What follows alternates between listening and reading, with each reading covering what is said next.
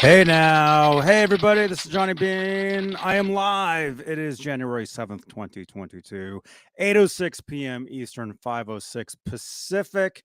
Welcome to Talkin Van Halen. This is the show, the weekly show and podcast where we talk all things Van Halen, anything Van Halen. We love it all. So if you like Van Halen, this is the place to be. This is Johnny Beane TV. My name is Johnny Beane. I apologize for the close-up. But we're live yesterday doing some GTA, and the camera has to be like this big, you know, when you have the games. And I forgot to unzoom my camera. So if this is a little weird, let me know in the chat. Or if you like this better, you can actually see what I actually look like now. And you can, of course, see the guitars. Look at that. The guitar moire, all that stuff. So, hey, smash that thumbs up if this is your first time here. And let's say hello. Let's say hello to our executive producers right here on Johnny Beane TV, channel members. And again, please let me know in the chat that you can hear me okay, because I'm the only one here, and I can never, you can never tell. Channel membership here on Johnny Beane TV. We have perks. We have special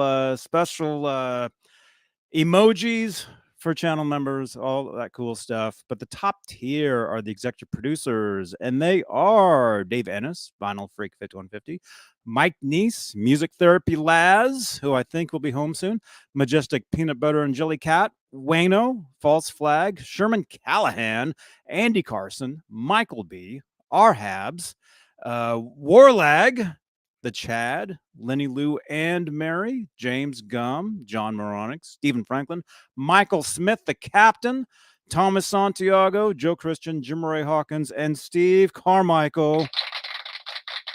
That's the top tier of channel members. Again, become a channel member, and it's just amazing. It's so much fun. At least try it. It's $1.99 a month. I mean, come on. And Google takes half of that. So at least try. I got to set up my Patreon. If you guys want to join my Patreon, let me know. Let me know in the chat. Let's see. As I was saying, super chats. If you'd like to help support the channel, super chats that change the color of my lights. Help support the channel. Support these shows. So in the guitar moire back here, with look at all those guitars. You see these lights here. Any super chat will change the color of those in real time. It's interactive. It's fun. You will only see it here. So there's an option for you if you'd like to help support the channel, support these shows. We're live also on Johnny Beane TV Facebook page, where we have Facebook Stars, which is a digital gift that helps in the production of these shows. Speaking of Facebook, we're basically live all over Facebook. We're live in my Van Halen 1974 to Forever Facebook group. We're just under 63,000 members. EVH Gear Live Facebook page and Facebook group. And my personal profile on Facebook, where I'm like 5K friends or whatever. If you'd like to get in touch with me during these shows, or anytime really, especially 3:30 in the morning, WhatsApp is the app you want to be using. 415-952-3263. You can text in photos of anything Van Halen related during the Van Halen shows, or just during any of these shows on the channel. You know, if it relates to the topics or the subject we're talking about. It's very cool. We will showcase those photos and texts. You can even call in if you like. So there you go. And then let's see what else. I got to change the background here. Somebody just popped into the green room. Ladies and gentlemen, all the way from, I forget where. Please welcome Jay Hannon. Hey, man. I've been with you for 4+ years now, dude, and all the way from where? South Carolina. Thank you, South Carolina. At least you got the state right. Okay, all right. South Carolina. I'm in Santa Cruz, by the way. Santa Cruz, South Carolina? Santa Cruz, yep. Let me just get the background going here. There we go. I think. Sorry I'm late, Johnny. There it is. It's all good, man. I don't feel tardy, but I am. I am tardy today. And these lights are really white. Hold on, I gotta turn one off over here.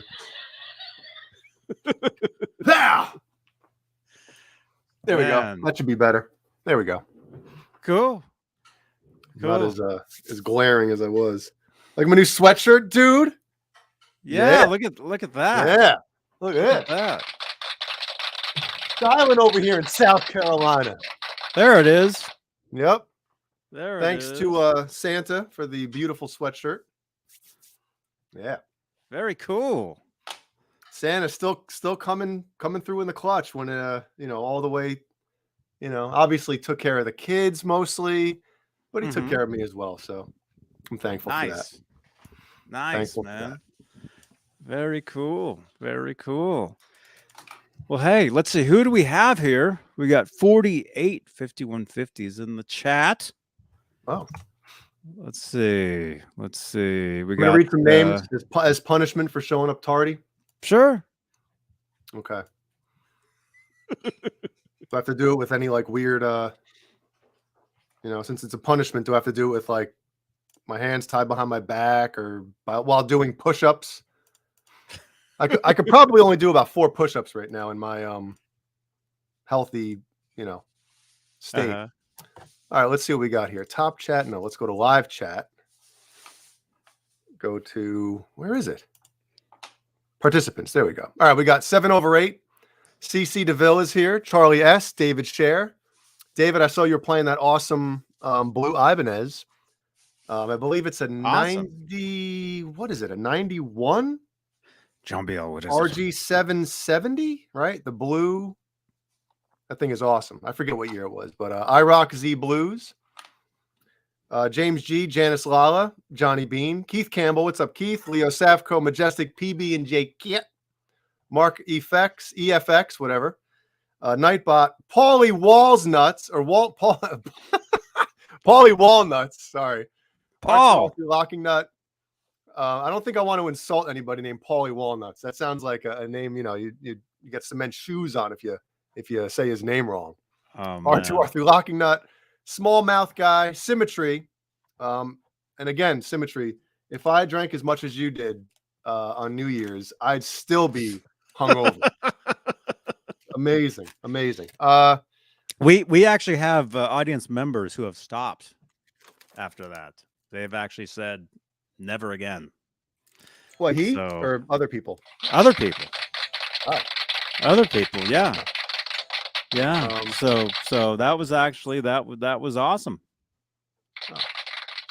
Stephen Franklin, Thomas Santiago, Tim Thomas, Warwag, Zach Thong, and I see some other people have joined late, like me. Kevin Bethel, what's happening? Kevin. Somebody else's name popped in here, but anyway, welcome everybody to Friday night show. And hey, Zach Thong, great hanging out yesterday. He joined us for a GTA yesterday. We did a few games here on the channel. Check it out. Card will be up there probably, if I can remember. But we have a crew going now in GTA. And dude, hold on a second. I was gonna wait to talk about this. But you might as well just get the elephant in the room out of the way. So 2 nights ago, I stopped in. I saw that Johnny was live playing GTA. So I stopped in saying hi in the chat and everything. So one of the first things that I witnessed is they're doing a bank heist, right? It's Johnny. I'm assuming Symmetry was in there, right? Who else? There was a couple people in the Discord as well talking. So they're all at the same time. All right, go. They go into this bank, right? Well, Johnny looks like he's from what I'm looking at on the screen, it seems like his controller's upside down. He's running. He goes against the wall, shoots a grenade launcher, and blows himself up. So he's out of the game, that's right? The cop station. That was the cop station. The cop station, because you're going to get rid of somebody that was in a jail cell. Yeah. And then, so Johnny comes back till he respawns, goes in, and he's going up the steps. He does the same thing. He blows himself away again. It's like, what is going on? I've been horrible lately. I've been playing this game for months and months now. I've been playing it forever, but I just got this controller. Look at here, which is awesome, but you really need to memorize like what these things do, you know. Of course. So, but it's it's good on the fingers. No more claw, you know, the WAD. Yeah, you know? that kills my hand, man. Especially if you're a guitar player. If you're a guitar player, forget it. Yeah. I mean, as guitar players, you know, we love video games. I mean, they do go hand in hand, the gaming, the guitars, the Van Halen, you know, all that stuff. But you can't be a gamer and being a gamer and a guitar player at the same time. It sucks because you got this thing going. So to have the paddles, you know, whatever that is, that really helps. Yeah, it does. And I you have to memorize because I go back and forth between like PlayStation and Xbox, and obviously the controllers are different. So I'll notice sometimes that, you know, getting in my old age, you know, sometimes my hands will get a little crampy, you know, with the whole trigger thing and the thumbs. Yep. You know, and the first thing you think about is like, should I stop playing video games so I don't end up screwing up, you know, my hands to play guitar? But we do it anyway because we're idiots. It's anyway, yeah. So I've been having a tough couple nights, but I am getting better at the controllers, and so yeah. Speaking of that, if you guys want to check us out, you know, I think we did the last 2 nights here on YouTube, because normally I'm out of town on Thursdays. I'm usually not here, but I just happened to be here yesterday. But we're thinking Wednesdays.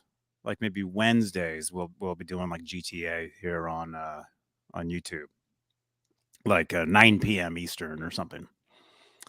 So check it out.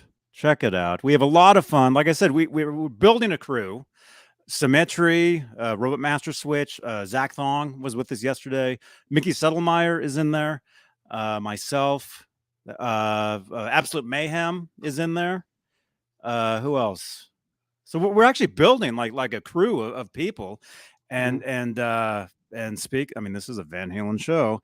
Robot Master Switch actually found a group on GTA already called Van Halen. Oh, so he joined it. So it's like, but I don't know how active it is. But we'll probably like rename. I think he was saying we'll rename our group in GTA like 5150 or like the 5150s or something, you know, which makes perfect sense for GTA, because most people that play the game are actually insane, you know, because all they do is chase you around, and all you hear in the game is like this. That's all you hear, nonstop. So Robot, if you're in here, or Symmetry, one of you guys, please remember like 5150, or we'll create a group within the game. And it actually all relates and comes back to this, because we have been planning a show within Grand Theft Auto. A show within a show. A show within a show. And the thing is, when we do this stuff, we're not just sitting there playing games. We're talking music and like everything we talk about anyway, you know, and more. And Leo Safko says, I'm getting addicted to GTA watching Johnny Beane play it. Dude. See?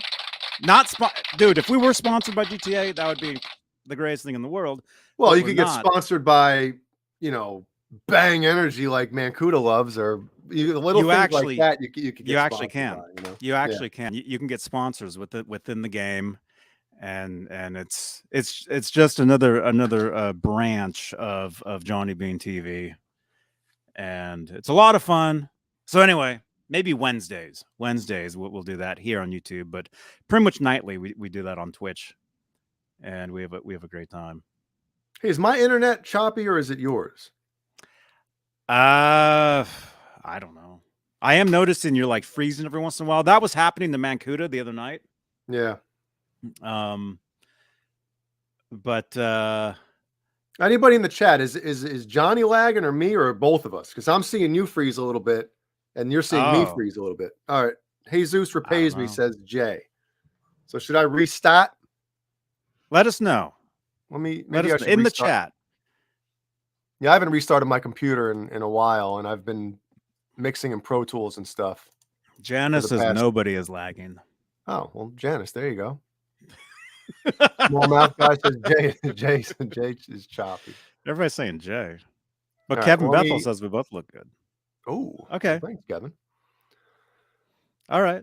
Either way, I don't care. I mean, I'll restart real fast. I'll be right back. Okay. We both look good. Thank you. Thank you so much. Look at that. Now, and again, I've got the zoomed in camera. Let me know also if you like the zoomed in. I think it's cool. You can see more of the guitars. You can see more of I don't know if seeing more of this is any good. Johnny is smooth. Jay has a bit of a lag. Not too bad though. Symmetry. Thank you, man. Right. Okay. All right. So let's see. What else? When Jay gets back, we'll get into it. We'll recap some of the news of the week. What controller do I have to get? You can either use PC or a controller. I'm using this. It's an Xbox. It's called I forget what it is, but I'll send me a message, or you can actually drop a comment down below in one of the GTA videos from the past couple of days, asking me that question, and I'll make sure to answer. I've got this chair that goes up and down, so it looks like I'm landing when I do that. Marky FX, I like to see the guitars up close. Yeah, look at that. You can really look at that. You can really see the background now. Maybe I'll just keep this. I'll keep it like this from now on. Maybe. Mike Neese, yeah, that's what I hear. The wired ones are weird. Although I'm only like this far away from well, my computer is actually a little further away. But so hey, we'll get into it. Let me say this actually. First of all, hey, let's do this. All right, our friend, your friend and mine, of what's his name? Rob Johnson posted some pictures of some of his guitars today over on Facebook and Instagram. In the chat, what are the names of these guitars? In the chat. I could tell you, but that'd be a little too easy. Steve Carmichael, member for 20 months, top of the world package. The Guitar More is overflowing. Thank you, Steve Carmichael. And if you guys are wondering what that is, as it says, Steve Carmichael is a channel member. And so every month, channel members get like a free like shout out on the side that you can do. I'm trying to think of the correct English. Anyway, you can highlight one chat per month yourself, and that's what Steve did. That's what that is. So it's very cool. But hey, whoops. So in the chat, what Van Halen guitar is this? It is a replica, but in the chat, what model, what is that known as? That particular one. let me know. There's two of them. I'll show you. I'll show you guys both. Two of them. There's two different ones. There's that one. The Chad. Wait, was there anyone else? Hey, Chad. The Chad. Yep, that's the Kramer ad. That's correct. And then there's another one. You probably saw all these. What is this one? What is that guitar known Boy, as? Keith Campbell posted it before he even showed the picture. Keith Campbell. He's probably he probably saw the post. Oh, I'm sure he did. Did I miss something about Rob Johnson? Those are Rob Johnson's guitars. He posted those today on Instagram. I reposted them on EVH Gear Live, which is my EVH Instagram account, fan account. But anyway, Rob Johnson sent me a message saying he wants to let everybody know that he has what is the Chad just said hi to himself. The Chad. Hey, the Chad. Wow. Hey, Johnny, how you doing? I'm great, man.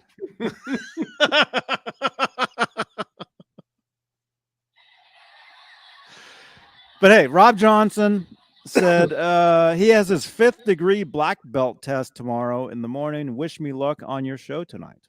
Well, he's not watching, so let's not wish him luck. No, he's probably not watching. He's not watching this. He doesn't watch us anymore. But there's a lot of people who don't watch us anymore. But hey, everybody, wish Rob Johnson luck on his 5th degree black belt test tomorrow. Very cool. In other words, he wants everybody out there in Van Halen land and Johnny Beane land to know that you don't mess with Rob Johnson. That's what that is. Don't mess with me. I got my 5th degree black belt test tomorrow. Cameron Brown, what's up, man? 5th degree 150. Hey, Bozy. Happy New Year. Bozique, hey man. Cameron Brown. What's up, you guys? Thank you so much. Thank you everybody for tuning in. I mean, this is amazing. But see, the cool thing about guys like Rob, man, is although he could bust that ass, he doesn't want to. You know what I mean? Like, you know, he's not that type of guy that'll go out and like try to stir up some crap, you know. He will if he has to, but he's not the type of guy that goes out looking for problems, you know. And that's that's the cool thing about guys that, you know, are kind of I don't want to say trained, but trained, you know, but like, you know, being able to defend yourself is one thing, but you don't want to go out just looking to kick somebody's butt. Mm-hmm. Anybody that can pull out a Chuck Norris is yeah. That's pretty cool. Yeah, it's a Chuck Norris. And use it for good. Mm-hmm. I mean, wasn't Chuck Norris did he ever play bad guys in his movies? That's a good question. I think he was always good. I don't know. Yeah. Chuck Norris, Van Halen. Speaking of Van Halen, there actually is a Chuck Norris Van Halen connection. So since we're talking about that, let's find it. I love that one meme, and it's basically like a screenshot of an iPhone. You know, like when you have your friend's picture as their contact and they call you, and the old iPhone screen was like answer, decline. And it was a picture of Chuck Norris and had answer and answer. You couldn't decline his call. I always thought that was hilarious, man. The Chuck Norris jokes are good too. You know, like what is it? When Chuck Norris does push-ups, he actually pushes the earth away from him instead of push. I don't know. I think that's actually true. I think so too. I think that's true. Okay, speaking of Chuck Norris, and this is a Van Halen show. In the chat, what year is this photo? Look at that. My God. It's a little blurry. There we go.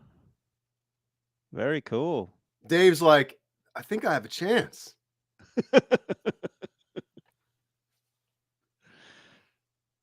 Chuck Norris doesn't look right without the beard, right? He looks a little different. Yeah. Although I just watched the Chuck Norris movie on YouTube a week ago. Now I'm blurry.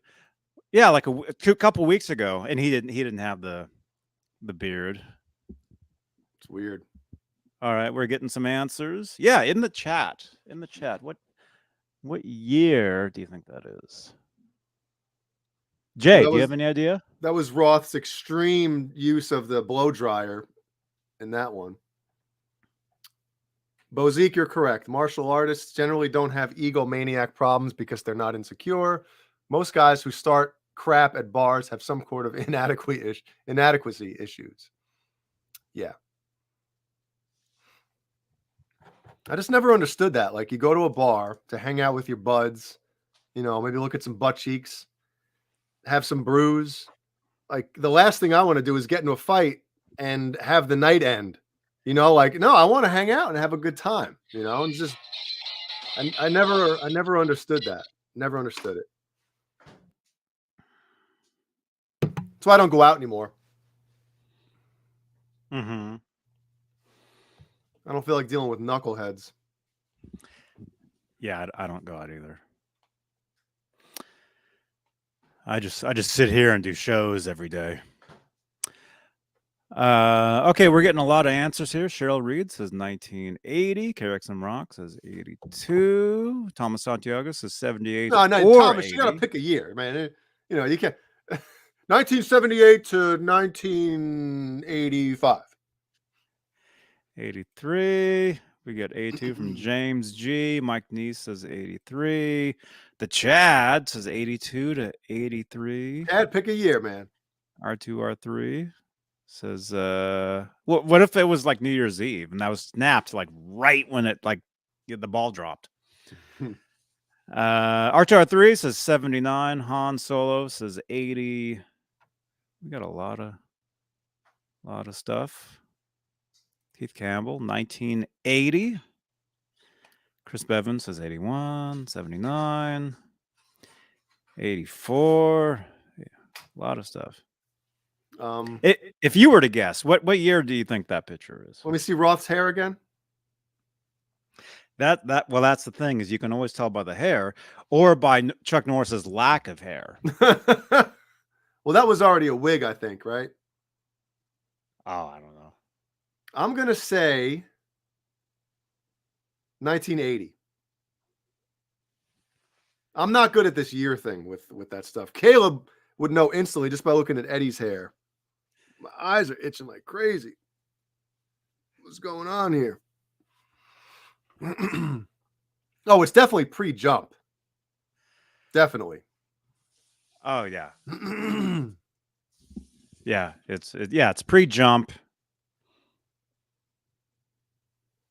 Let's see, if I were to guess, looking at this, it's hard, man. I'm not saying Chuck Norris in his pants. I'm saying,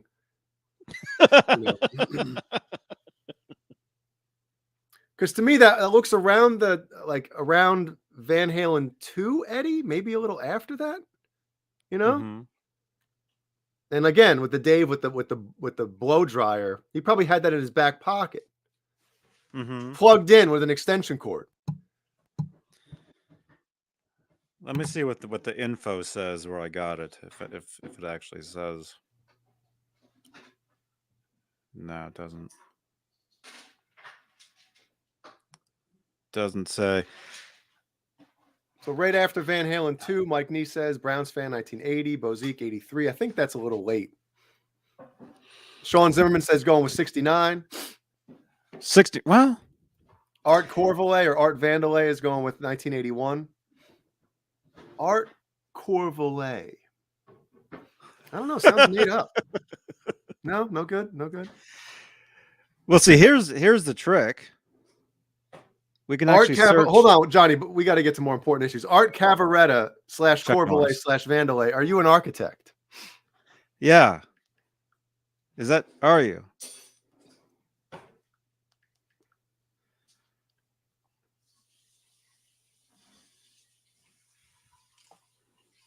76, 77. No. I think that's a little early. Yeah, that's early. If I was to just guess real fast, I would say that photo.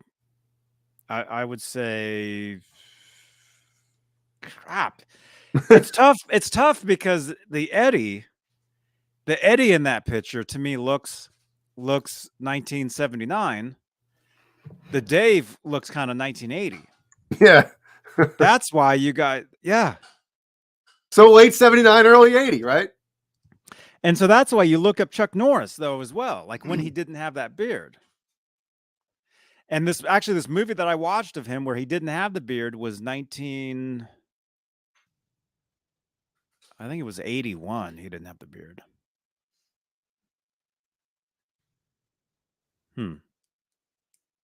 Kai Matthews, you're sticking with 81. Sean Zimmerman, 79. CC says 83. No, it's not 80. It's definitely not 83. Man. Leo Safko says New Year's Eve, 79, going into 80. Maybe it is a New Year's Eve party. If that's the case, then it depends if it's before midnight or after midnight. Yeah.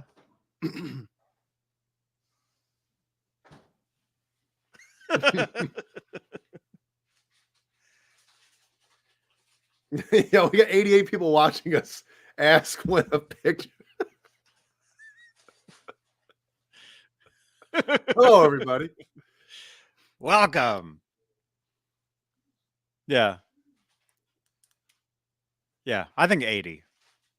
I think January 1st, 1980. It's tough. It's either December 31st, 1979 or January 1st, 1980. 11:59 p.m. or 12 o'clock a.m. Yep. That picture was taken.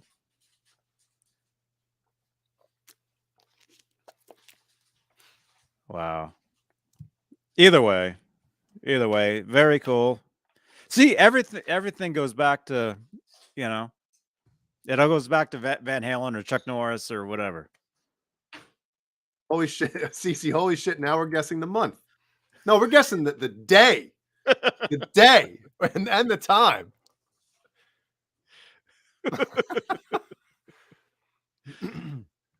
Anyway. Yeah. Oh crap. Wait a minute. Yeah, smash that thumbs up, you guys. We like to try to get at least 100 thumbs ups on these shows, at least. Hey Johnny, do you have that interview with Wolfgang where he talks about the albums that influenced him? You got that? I can find that. I can find that. I have pulled up already David Lee Roth canceling his shows, although there was something new that came up. Yes, Ellie? I ate all my dinner. Good job, Ellie. Oh wow. Yeah. Hey, you want to say hi to Johnny real quick? You gotta hurry up though. Ellie. Gotta hurry up. Hey Ellie. Hey, How you doing? good. Wow. It's been a while. It has been a while, huh? You go to bed, okay? You listen to mommy? Yeah. Okay. I'm gonna turn this off real quick and just say goodnight, okay? Bye, Ellie.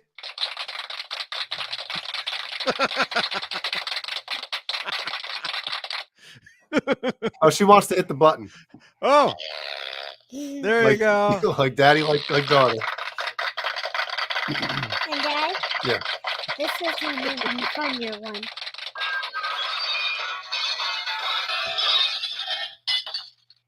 All right, say Oh goodnight. my God. And then this one. Oh, your battery. Good night. Good night. Good night. Good night. Oh my gosh. Dang.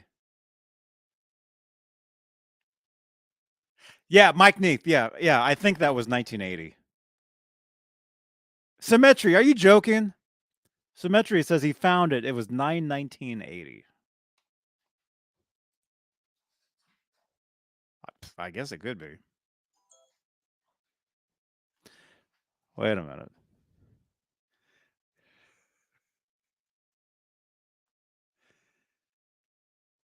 Oh, you found the whole picture.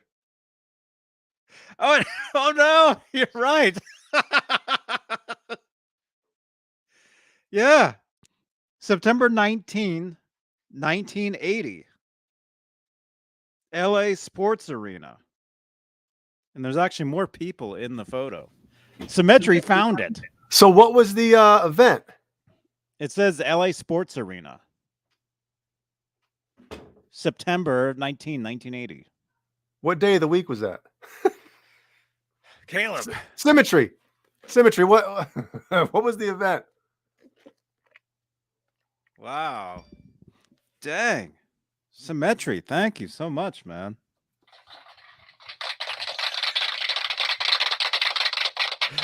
How about what he's drinking? I'll have what he's having. Yeah. Oh I don't know if I'll wake up though, but all right. The Chad wants to stir up the crap. He said, can we please talk about the Music Radar's greatest rock guitar players in the world rankings? Have I seen this? I haven't seen it. Oh, let's get angry. Let's probably what is it? Again, there's a phone number right there. You guys can any links you guys wants to talk about or show like Symmetry just did with that photo. Thanks, Symmetry. Awesome. Trav, thank you so much again. WhatsApp is the way to do it.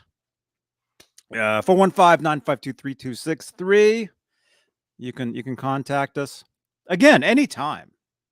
I mean, live during these shows is extra awesome because we'll feature the content. But if you need to get a hold of me for any reason, anytime, that's a way to do it, and it's fun. It was a Friday night, so I wonder if it was like, let's see, September. What could it have been? Was there an award show or? It said LA Sports Arena. So September. That's like the couple weeks into the football season. So that probably wouldn't be it, unless they roll out a football game. No, not on a Friday. No, never mind. That wouldn't be football. What is it all? Maybe it was were they playing that day? It's an indoor. It's an indoor arena. So it'd be like concerts or possibly like hockey or basketball. Is what it would be. It must have been a concert. I bet Van Halen was playing. For Roth to have his hair done that perfectly, and for Eddie and Dave to be together, hanging out, they had to be playing a show. Could have been. Well, that's where you go to what's it called, and you look up the gig list and you look up that date under Invasion Tour 1980. John Biel, where are you? Okay, the Music Radar. Which one? Man, which one do you want to see?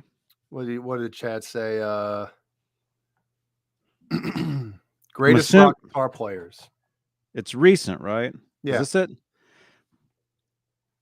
No, I'm looking at their Twitter right now to see what there is. I mean, and is it an opinion piece? Is it a vote-in thing? Because doesn't somebody have like Eddie Van Halen at number 8 all time? It's like, instantly it's a crock of crap.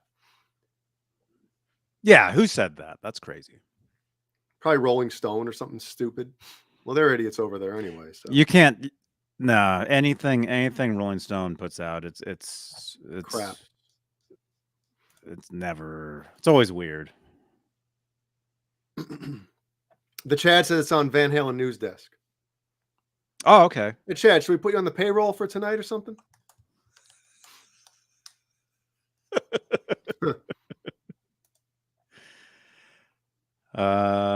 see. Oh my God! Don't spoil it, Chad. He's already getting me angry.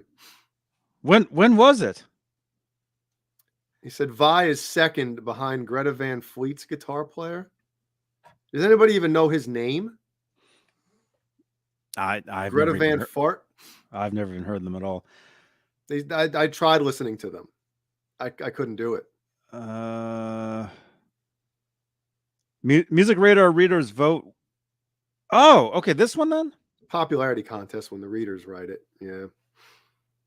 And it depends on the publication's audience. Okay, here it is.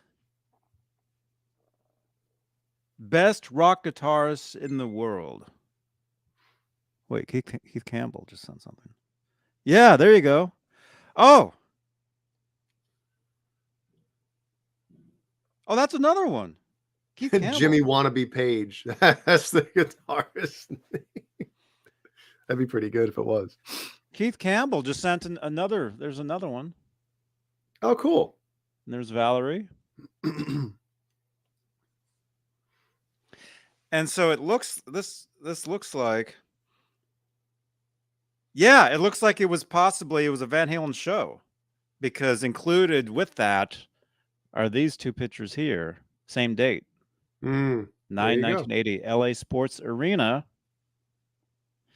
And you got Eddie playing a Les Paul. Wow. Which in the chat, what song was that live 1980? What song was Eddie playing there? Nerds. Van Halen nerds unite. What song was Eddie playing right there? Yep, with no neck pickup. I'm gonna save that. Thank Keith. Wow, Keith Campbell, Symmetry, the Chad. Yeah, you guys, we got the greatest audience there is, man.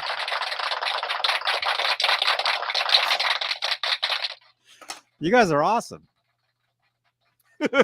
Zeke says Rival Sons and Dirty Honey are better contemporary bands than Greta. I don't like any of those bands, to be honest. I tried listening to all of them. I've never heard of Dirty Honey until they were announced to go out with Wolfgang, and I was like, oh, let me check these guys out. Couldn't do it. I haven't heard any of them. You're not missing anything.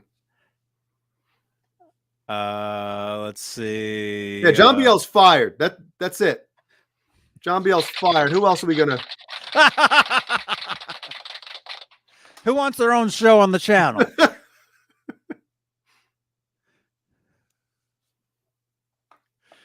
Randy Price, I wish, man. I wish.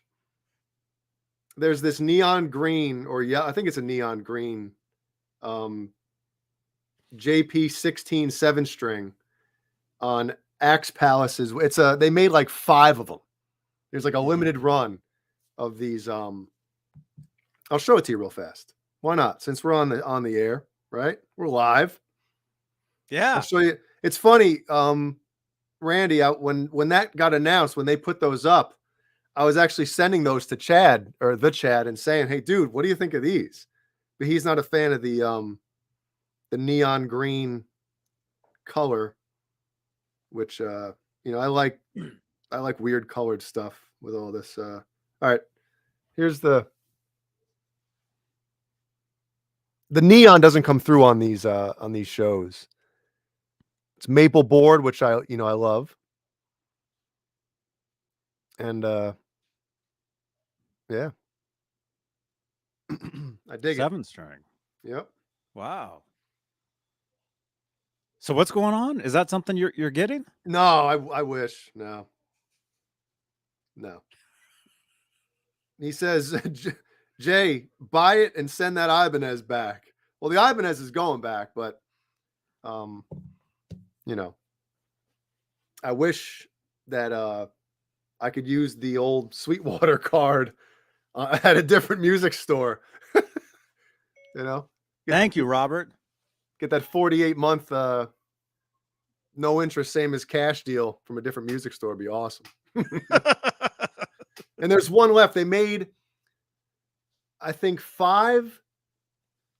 They made a total of 20, right? They made 5 6-strings with ebony boards, 5 7-strings with ebony boards, and then the same with the 7-string versions.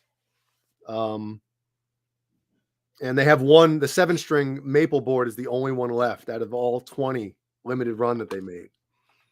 But again, you know.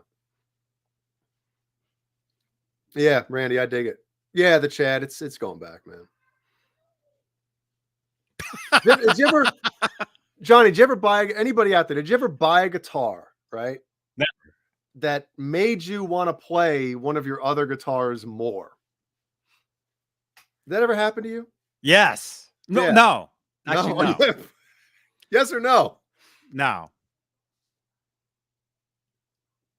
Nope, never. So you mean you get a guitar, all excited for it, you get it, and you play it, and it's not so much fun, or it makes you think about another guitar? Is that what you're saying? Like I played it for a while, and I'm like, all right, you know, whatever. And then I went downstairs, and all I kept thinking about was this one, the Gem. And for the past 2 nights, that's all I wanted to play, and I've been playing the Gem more, and that thing is back in the old case back there, just closed. Not I've tried going back to it a couple of times, and every time I'm just like, I'm not digging it, you know, not digging it. So wow, that's too bad. Yeah, what I really have to do is I just have to get a custom guitar. That's what I have to do. You tried that once before. Yeah, well, from a reputable company.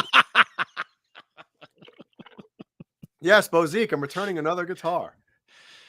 Yeah, you gotta order it from a guy. What am I trying to say? Oh, the Chad, that's happened to me before, a long time ago. He said, the Chad, it's like when you go to a strip club and you can't wait to get home. Sweatpants, no boxers. So all the way home, you're like, all the way home, you're like, what is that disgusting smell in my nose? We can get into this on a Saturday night show. Maybe not tonight. yeah. So before we pull this list up or whatever, I just, with the whole returning guitars thing, like obviously a couple times it's been for quality control issues. And you know how like there's people like Johnny who can take, you know, literally any guitar with any kind of like differences between them and be fine with it. Where I don't like huge, massive, tall frets. I feel like they slow me down.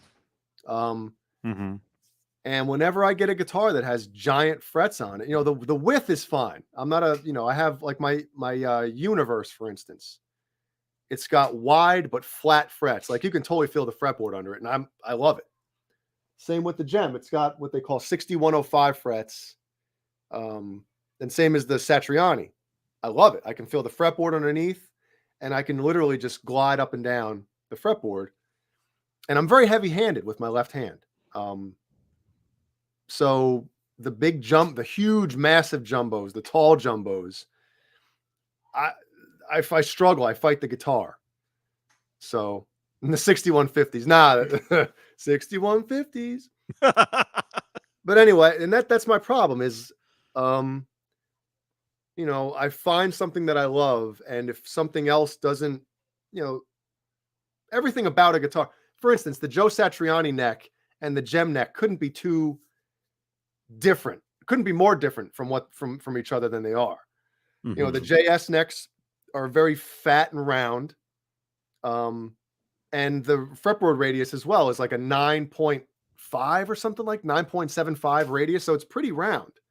Whereas a Gem, it's a pretty flat, thin neck, and it's got a normal Ibanez like 17-inch radius, which is pretty goddamn flat as well. I can go back and forth between those two guitars, no problem, even though there's a big difference. But again, it's the frets. The frets aren't very tall, and I'm I'm fine. But when I go to a guitar that has really tall, huge jumbos, I just, something doesn't like it. I don't, my style, I guess, doesn't agree with it. So the tall jumbos. yeah. Guitar wise, I'll play anything. Yeah. I'm not picky. To me, it's all about the sound. If it sounds amazing, if it plays horrible, but it gets that tone. Especially for I mean, it all depends on what you're doing too. I mean, it really. I mean, you know, as a touring musician, recording. I mean, if you're just playing at home, it's you kind of. Well, it depends. It really depends on what kind of guitar it is and what, like you said, what you're using it for. If it's not like a shred guitar and you're using it for different stuff, yeah, then maybe certain things you won't play on it that wouldn't hinder you. I feel wrong playing anything not Van Halen on a Van Halen guitar. It just feels wrong. Or playing a Van Halen guitar for other, it doesn't feel right. It's weird. I would say a striped Van Halen guitar, yeah, because I've played, the Wolfgang that's back there that's blurry right there. I played Metallica on that thing. I played, the stripe. That's what I mean, the striped ones. Yeah, the striped one. Yeah, when you play something other than Van Halen on it, it's just you look down and it's like that's weird. Yeah. Yeah. I'm trying the blurry thing too. It's cool. It's kind of cool. Works better. Like Zoom didn't better. It works better. Yeah, because it makes you pop. Yeah. Look at me, I'm popping.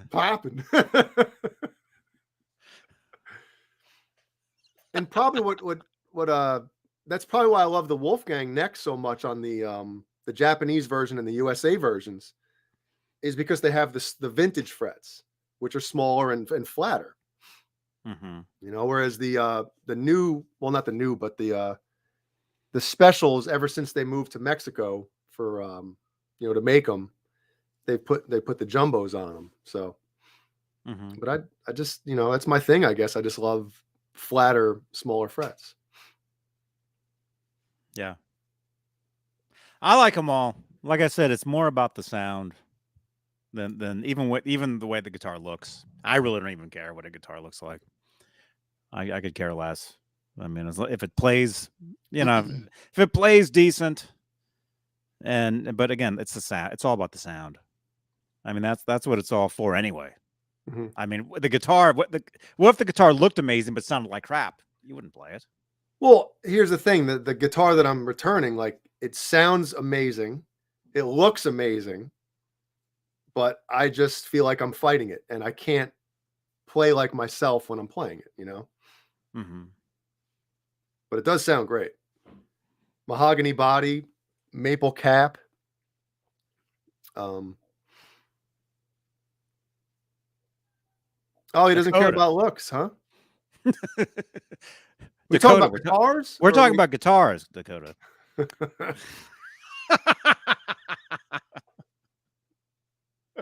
Yeah, but I mean, think about it though. Like, if Eddie Van Halen didn't have his striped guitars, I mean, people that don't even know, a non-music fan or a non-rock fan will see a striped guitar and they'll know who that guitar was, or whose that was, just because of the look of the guitar. Yeah.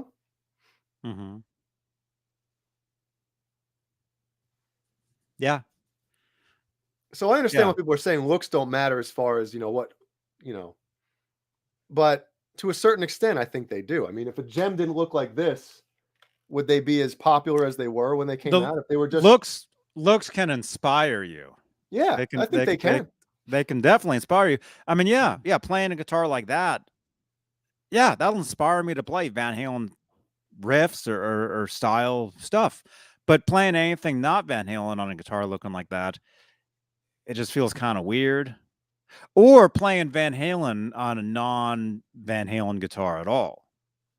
That's also kind of strange. Like on a telly. Even though we see all these pictures of Eddie playing, like I just showed you. I just showed you the Les Paul. So we do see pictures of Eddie playing other guitars that are not Van Halen guitars. for him it works. For him, he's still Eddie, and he's still playing. That green shirt helps it out too. He's still playing. Well, that's blue. Oh, that's sorry. A blue. That's the color's weird. That's like a blue jumpsuit that he wore back then. So see, Eddie can play a Les Paul and play Van Halen, and it's great. If I were to play a Les Paul, the last thing I would think is to play Van Halen stuff on it. Yeah. You know, although let us know in the chat. He wasn't like playing somebody else's stuff. He was playing him. He was playing his own music. So when you're playing your own music, you're not, especially back then, like those guys really didn't think about what we think about. Like, oh, I'm playing this stuff. I'm playing this stuff. He was just playing his own stuff. So he's going to play it on whatever guitar he picks up, but I get what you're saying. If I were to pick up a Les Paul, I'm not thinking about playing Eddie Van Halen, No.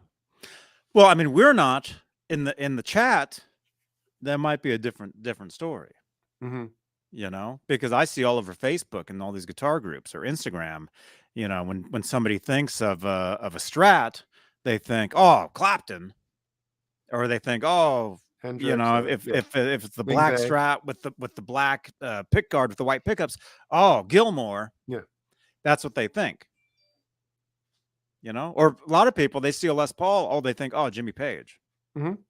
So they play Zeppelin stuff on it or whatever. It really just depends. It depends on the player. Yeah, and some guys look cool playing anything. Some guys look cool playing a certain, like I feel like, and I've talked about this before, when I think Paul busted out the SG. If you put an SG on me, you'd be like, that dude shouldn't play guitar. He looks stupid.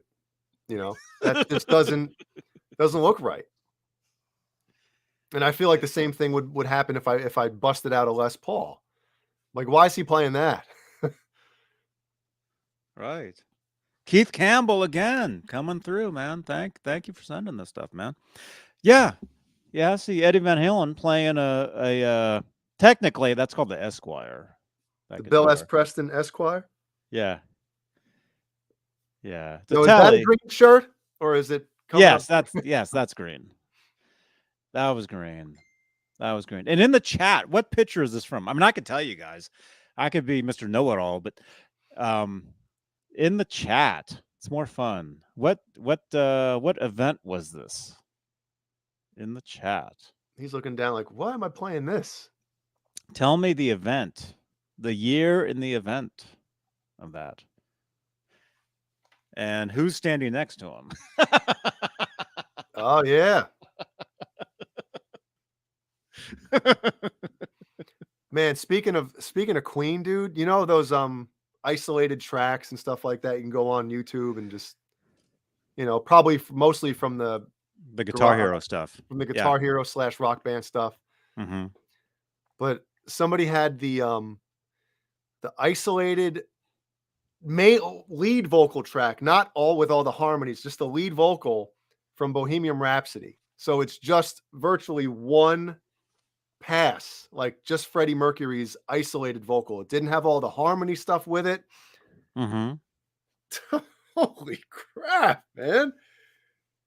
Just, and I've talked about it before. I'm not a huge Queen fan. Obviously, I respect the hell out of them, and I do like their music, but I don't consider myself like a Queen fan. I like their music. Casual, not even casual. I mean, the last time I put on a Queen song intentionally, probably just Bohemian Rhapsody when like Wayne's World, when that had its big comeback. Randy Price, that's right. That was NAMM show. That was actually I think that was on a boat, wasn't it? That was actually on a boat in New Orleans, and that was Seymour Duncan's guitar. That is true. Oh, Randy Price. Cool. But no, man, Freddie Mercury, his voice, man, holy cow, something else. It's one thing to sing great, hit the notes right, but another to have like emotion and passion come out of your voice. Where sometimes you can I can accept a note that's not perfect when there's something behind it, when you can tell that person's feeling what they're singing.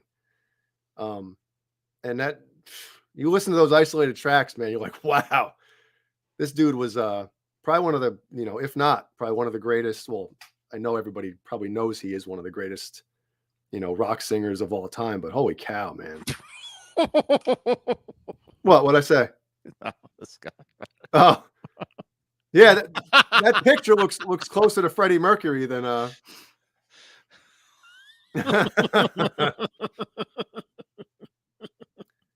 So I don't know about eras. I know that I was a fan of when I was about 10 years old or something. I had the 45 for Another One Bites the Dust, and I played the hell out of it. Really? Oh yeah. Did you buy it? Did you want it? Yeah, I'm sure I must have heard it on the radio or something, and my parents got it for me. But other than that, I was never really a huge, What year was that? What? When you said when you were 10? Yeah, probably 10 or 11. So that would have been, it was when I lived in New Jersey. So that was about 86, 87-ish. When did that come out? That's what I'm thinking too, R23. Jay had a 45. Oh, dude, I'm gonna be 45 this April. Speaking of 45s, yeah. The bass line was where it was at, man. And that thunder part, the effects that they had during that, I thought that was, pretty cool. Well, hey, I bought 45s too, but when I bought them, they were used. It wasn't like the newest thing.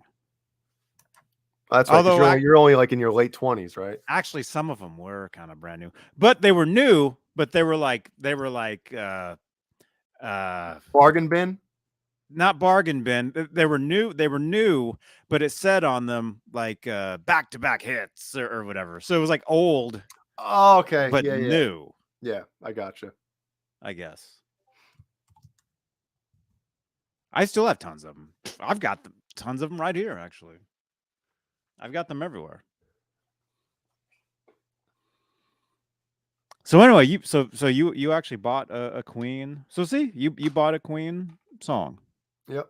I don't know what the B-side was. Maybe it was the instrumental version. I can't remember. The Chad says, playing Another One Bites the Dust backwards says, some of us smoke marijuana. Really? Jesus. I had my Fisher-Price record player. Remember those things? Yeah. That's what I had. And, doing the ewy, doing all that stuff on it.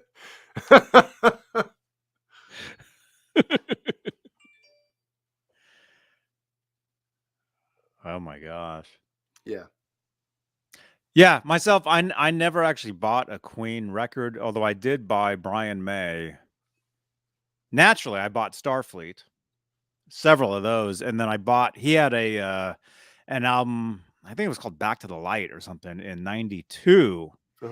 And it was like a Japanese pressing, and as a special CD that came bonus, and that was Starfleet, the whole Starfleet album on CD. Wow. And so I had that as well. Jeff K says, check out Brighton Rock on Sheer Heart Attack. Is that a song on a Queen record, Brighton Rock? Or is that Jeff K? What does that mean? Maybe I'll just search for it. Oof. I pull up Instagram instantly and I see a fail army pops up and never mind. All right. Brighton Rock. Let me search for this. I'm going to assume a lot of Van Halen fans are also Queen fans. Really? In the chat. In the chat, how many of you guys are Queen fans?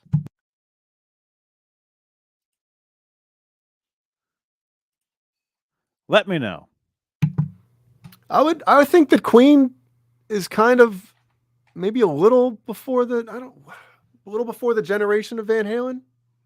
Maybe the tail end. Oh yeah. They're before. Yeah, they're before. But I would think a lot of Van Halen fans are Queen fans as well. Maybe. I mean, from everybody's different, but I know that my brother, who obviously got me into the music that I listened to back then, the Van Halen and Rush and everything. I don't remember him or any of his friends, because his era or his generation, like that was the last group of kids that come out of like where rock and roll was still king all the way through school. Once I got into like high school and even junior high, it was kind of falling off, getting into like the hip hop stuff and things like that. Whereas, I used to, in high school, I used to get made fun of for liking the music that I listened to a certain extent. Obviously there was still a lot of rock kids and the grunge stuff was coming out. It was very popular at the time, but things were definitely changing, Yeah. Yeah, that's right. Man. Boner Jams, we still make fun of you. Yeah, I know. Well, I love, a lot of the 80s stuff still. Where's my Winger Wednesday shirt? I still wear mine. I think. I still have it. I still have that. So wait. So do we want to see this list? Yeah, let's peep it. That music 96 radar in here. 96. Smash that thumbs up, you guys. And again, if you're brand new to this, welcome. There's a few names in here that I'm seeing for maybe the first time.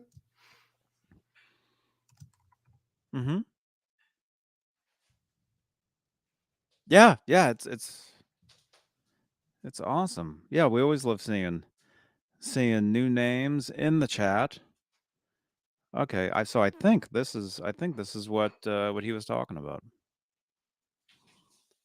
Possibly. Music Radar readers vote Wolfgang Van Halen among the world's best rock guitarists. There is on stage. Now we're getting a phone call. First time caller. Hellstorm, is this you? Hang on. Oh, wait a minute.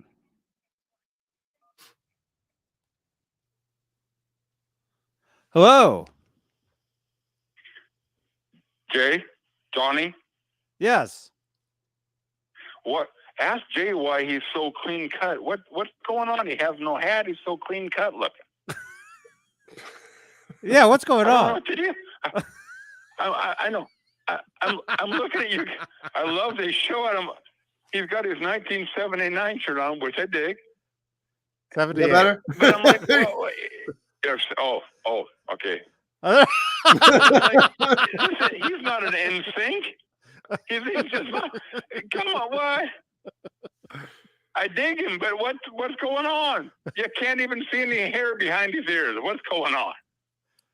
Oh man, I don't know. He needs to come clean. He needs to come clean. What prompted this? Was it peer pressure? His old lady, his mother-in-law, who has made the scene before on your show? I need to know. Come on, Jay. All right, I'll tell you At the least truth. you wear a cool hat. Look at him. I think he looks good. He does look good. He's a good-looking cat, and I'm straight, but he's a good-looking dude. And part of this might be jealousy. Too bad. Damn it. I thought I had a chance. He had the rocker vibe before. Now we've got the NSYNC vibe. Anyway, I'll let you get back to your show, but I had to ask him. I wish I had the NSYNC money. Okay, I love your show, dude. You guys kick ass. It's Thank so fun. You. Who is this? Okay, my name's Kurt. Kurt. Okay. I called in a couple of times when you've got Dane on and stuff. You guys, it's just fun. He's never coming back. Hang. No, yeah. Why? No, I'm just kidding. He's awesome. Oh, okay. Everybody that's on reason here is cool. It is.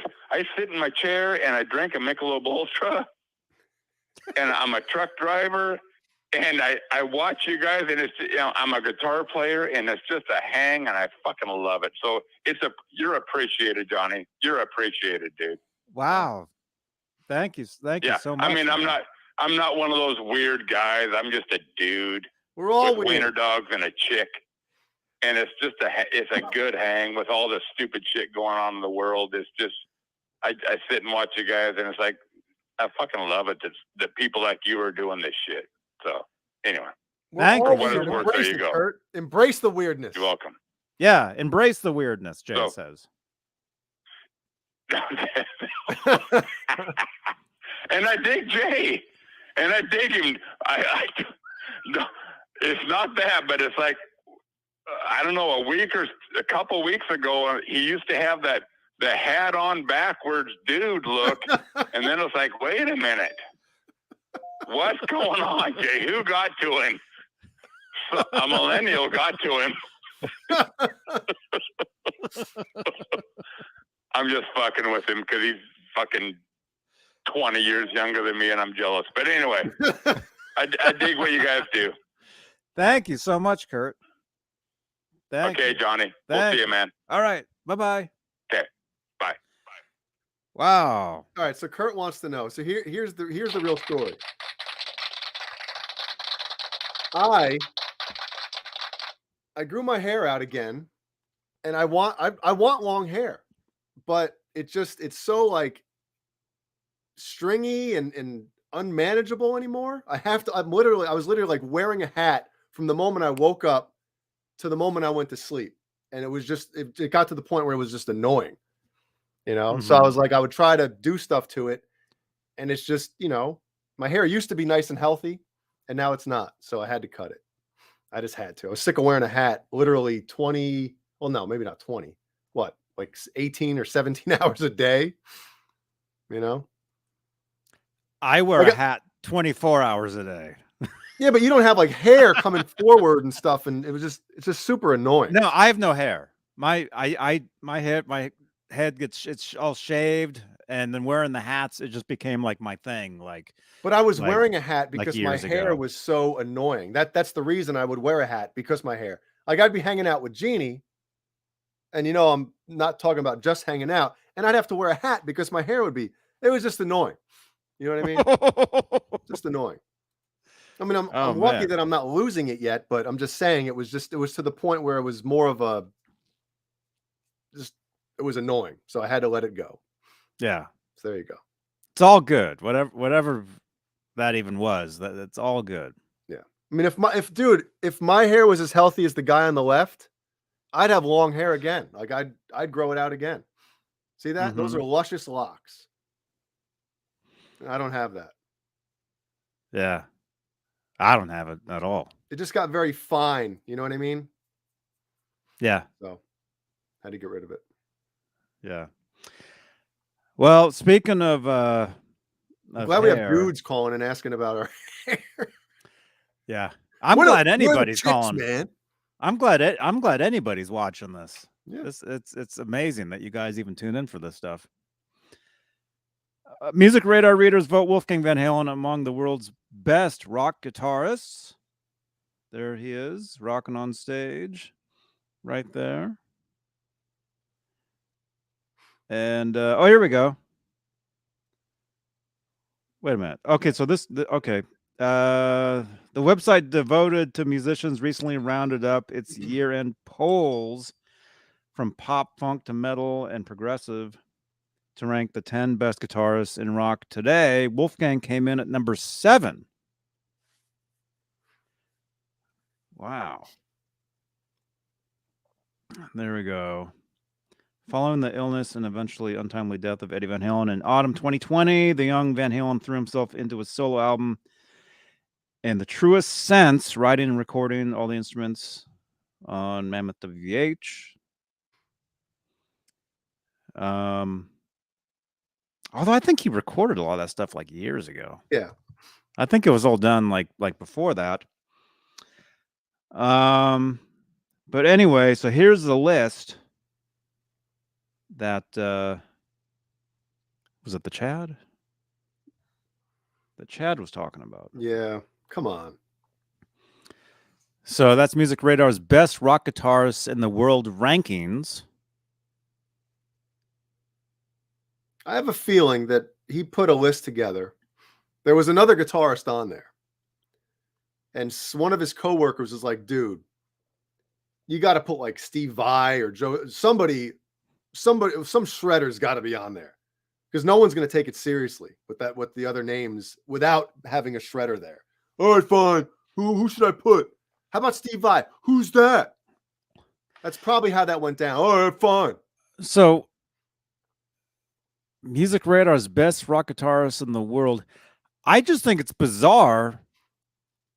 I don't even know the guy from Dinosaur Jr. Are they even still around anymore? I have no idea. Dude, Dinosaur Jr., we were listening to them back 30 years ago. I didn't even know the guy's name. Apparently, he's on this list. Lindsey Buckingham. I mean, he's awesome.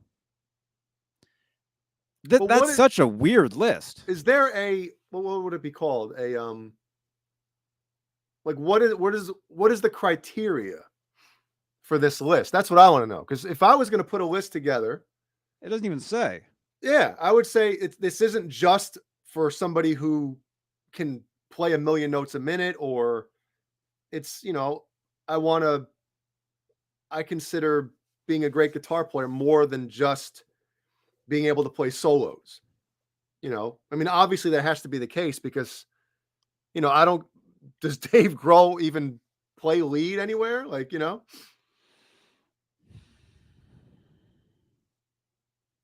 mean, obviously Jerry Cantrell is an awesome player. Tom Morello. Does Frampton even play anymore?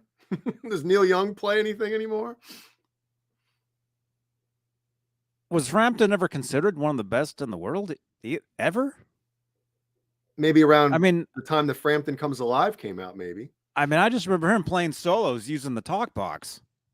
Yeah. Alex Skolnick should be on there. I agree with that, Alex. Not with that new crap that he came out with. Oh my God. Even whether you agree that rap? The rap song that he did? Oh my God, whether you agree with whatever he's talking about makes no difference. Just whatever, even if that was about nothing, that was god awful. Well, he's a long-time buddy of mine, so he's awesome. Yeah, he is awesome, but that was, oh my God. So he puts 3 guitar players in the 3-hole. Well, it is number 3. Yeah. I guess you can get away with it then, right? Yeah. That means Steve Vai should have somebody else sitting there next to him. I mean, congratulations, Wolfgang Van Halen, for making that list. But that is that's such a weird list because who even knows the guy from Dinosaur Jr.? That's probably that's why he had to put the band. Nobody knows who that is. Yeah. I know the band. I know of Dinosaur Jr. Like I said, we were listening to them 30 years ago. Yep. I mean, that's such a weird. It's just weird. I bet this guy had no idea who Steve Vai was until somebody told him to check it out. And they probably listened or watched one of his videos like, whoa, holy cow, look at this guy. He's got to be number 2. He's playing that heart guitar. Yeah, the triple, was it a triple neck or a double neck heart guitar? It was like triple. He had the 2 up here and then the one sticking out like a tail. Yeah. He would play right? Mm-hmm. Pap smear at number 3. Yeah. I mean, come on. And again, the criteria has got to be about songwriting as well for this list. I'm assuming.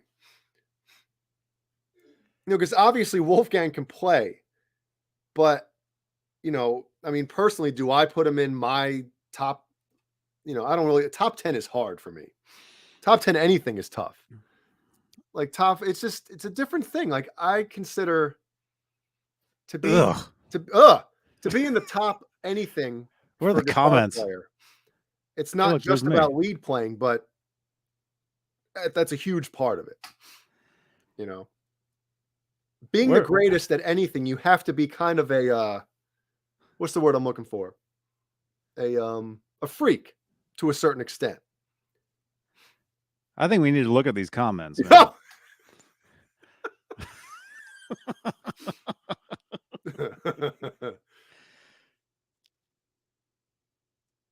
I mean that is such a weird list. Oh wow, yeah, these people, they just end up just fighting in here. Oh, of course. That's a. Well, I don't know what that is. But... Oh, there you go. Wow. Yeah, all people do is fight in the comments on Van Halen Newsdesk. That's all they do. That's all they do is fight back and forth. And it's usually the same two people, of the month. So I still don't understand all that stuff, and I have friends that do the same thing. They'll get into Facebook arguments with people, and I'm always like, what's the point? Like, you're fighting. A lot of times they're arguing with their own friends. I'd rather do that over the phone, but it's like, yeah. A lot of times, especially with strangers, it's just like, hey, there's my Uncle Frank. There we go. Oh, I thought he said Jay Hannon. Hey, dude, speaking of that, we made a bunch of top lists of metal album of the year. Oh, wow. Yeah, we made some lists, man. Yeah. Congratulations. We were number 3 on one list. I was like, holy crap. Number 3. Yep. We were number 13 on another list. We were top 10 on another one. I forget what it was, but I thought that was pretty cool. That's very cool. Yeah. What are these people thinking? That's very cool, man. Yeah. Wow. Man. Yeah. All right, Zeke said he's threatened to go to somebody's house and beat them up during a Facebook argument. See, that's what I'm saying.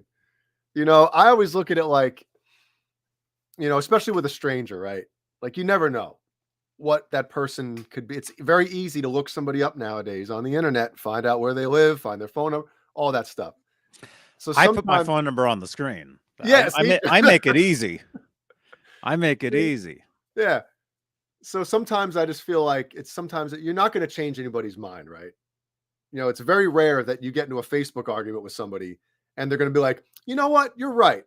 That rarely ever, if ever, happens, especially when people are all heated and yelling at each other. So, I don't want to tell anybody what to do, but sometimes just, hey, let that person think they're right and, go waste that energy on pick up your guitar, right? Next time you want to, you son of a, Yeah, you can do that. You can do that. Or you can play Grand Theft Auto and you can take out your frustrations with people in there. There you go. Isolate. Yeah, there you go. Nerd Halen. I think Caleb. Speaking of fights, I think Caleb got banned from Twitter for doing stuff like that. Caleb, for a guy who spends a lot of time on the internet. Yeah, man. There actually is a new Twitter though, Caleb. If you want to jump on, there's a new one. What is it called? I got it. I got it. There actually is a new because you guys know I'm always on top of the newest and the latest of stuff. You probably downloaded it before it was even available, Johnny. Yeah. Everybody is jumping actually from Twitter. All the big guys, they're jumping from Twitter to a place called Getter. Oh, I've heard of that. Gettr. They're jumping to Getter. Yeah, I think once Joe Rogan said he started a Getter or something of billions, well, not billions, but a shootload of people jumped over there. Yeah. So pretty soon, look for Nightbot links for my Getter account. Shortly. Grinder, Boner Jam says. Brazzers. Look for me over at Brazzers.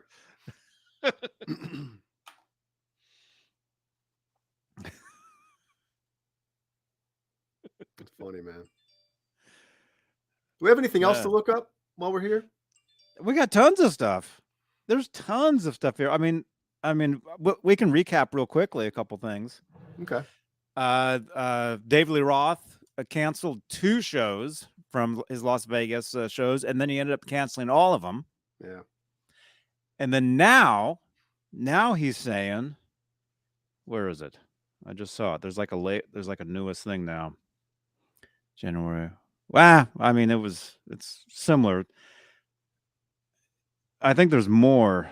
There's more where he was saying, oh, where is it?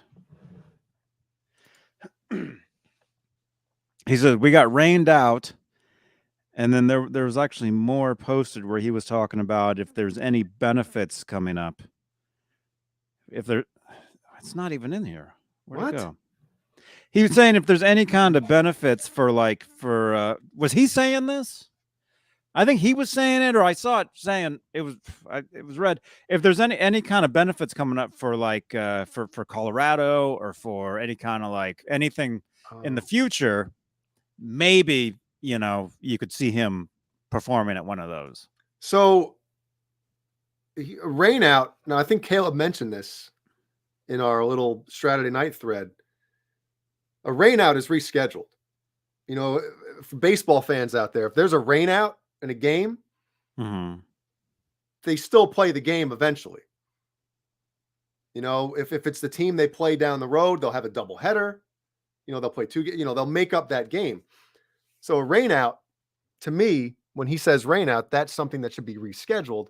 But if he's not talking about a reschedule, and he's talking about playing a charity show, it's getting cold in this room right now. Yeah, where is that? I saw it. He's so cryptic. I saw it. Yeah. He's like a Dark Souls game. If anybody's played, or Demon Souls, anybody play those games? No. Everything's so cryptic.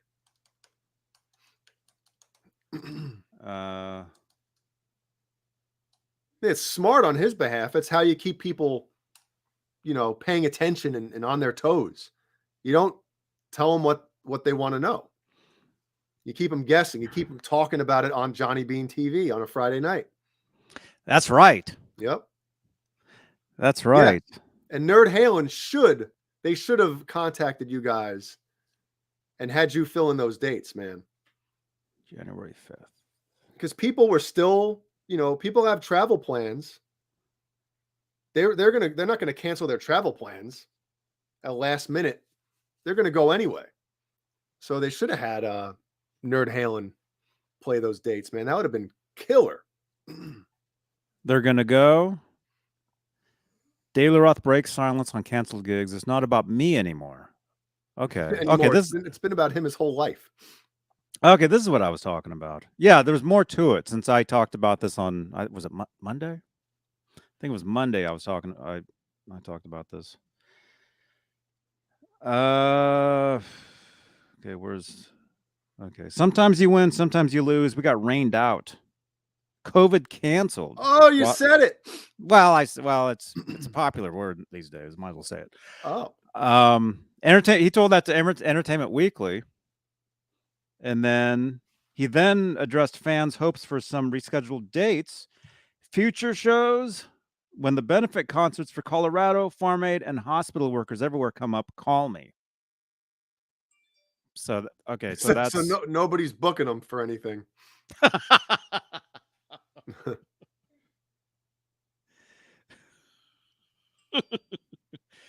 So that's the latest. That's the latest right there. So when there's basically when there's benefit concerts coming up, give him a call. Oh, he had a spinal fusion procedure in the spring of 2020. Oh, wow.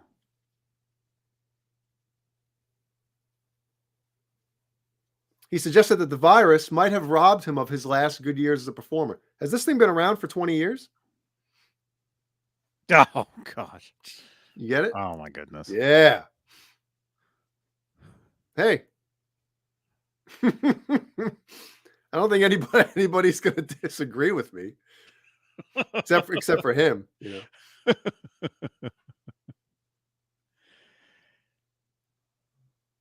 Man. Yeah. There you go. Ouch. Thanks, Chad. Thanks, Gary Bucknoff.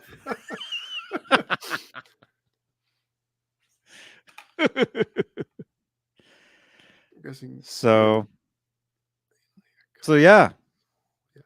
There you go. So yeah, looks like no rescheduled Vegas, but a possible any future.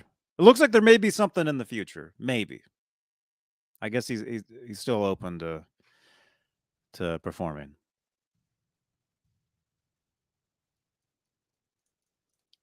So I guess we'll see. And then yeah, there's more stuff here. Dude, you got to keep the blur effect. It looks cool as hell. Mine for me? Yeah. Yeah. Well, what it does is it emulates like a $1,000 camera. Yeah, it looks good. Is what it does. I got to get a light behind me too, something like that. Except mine won't change on air, just to be Dude, yeah, I'm surrounded by lights, man. I got one here. I got a huge one here. I got light here. I got light here. I got those. I got this. I am planning a green screen as well for when I do GTA, where it's like me, like where it's the game, and then like me imposed over it. Yeah, like oh, a dude, lot well, of they sell, and do. I'm sure you've already seen them, but they sell. I actually had one for a while and gave it to my brother-in-law because I really wasn't going to use it. But they sell ones that are like obviously not these huge ones you have to get stands for, but they sell them a smaller, like what would it be, like a 4x8 or a 6x8, like oval one that has a stand, right? And it collapses or whatever, and you can just put it behind you, move it aside or whatever. That'd be perfect for what you do. Yeah. I mean, it would just be like, yeah. So you would only see your body or your, yeah, it would just be me. It would just be like me, like in the side of the screen. Yep. While I'm playing. And then you got to get like the blue or the green thing, so it's just your head, like you did on for Halloween. On Halloween. Yeah, dude. Yeah. What I did was for Halloween I was wearing, because I went to what's the place called where you get these? Spirit. Yeah, Spirit. Yep. I went to the Spirit Halloween on the day of Halloween, and it was a madhouse in there, and the place was empty. Yep. Looking to get one of those green bodysuits. You put it on and it's like the whole everything. Mm-hmm. So I wanted to sit here and just be nothing. That's what I wanted. But so what I ended up doing was I have a Christopher Cross jersey with green sleeves. It's white, has a flamingo on it, green sleeves, and then I have that what's the studio? Crap, what is it?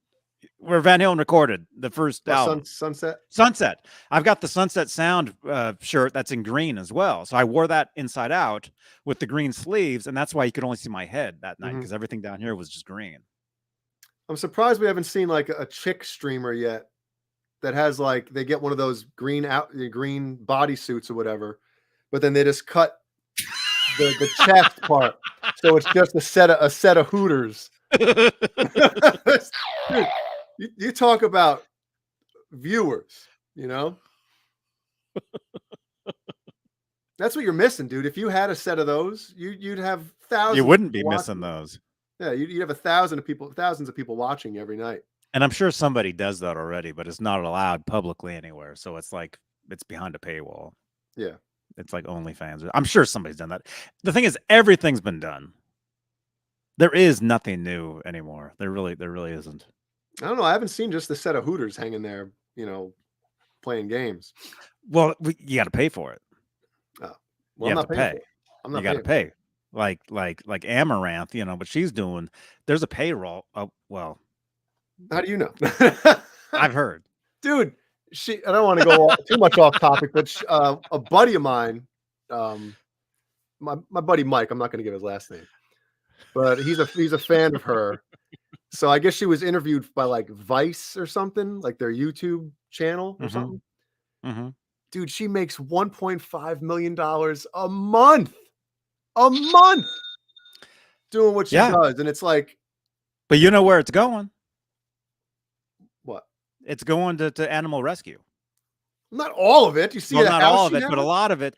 She's building stables for horses. She lives in Texas, so she actually has. Now, Johnny, what's her address? You got it. You got it on your. On the back of your hand? Has horses. She has. Well, no, because like I said, you know, when I joined Twitch, I started following like the, you know, like here on YouTube, you got the who's like what's his name? Who's the biggest YouTuber there is? Oh, PewDiePie or something.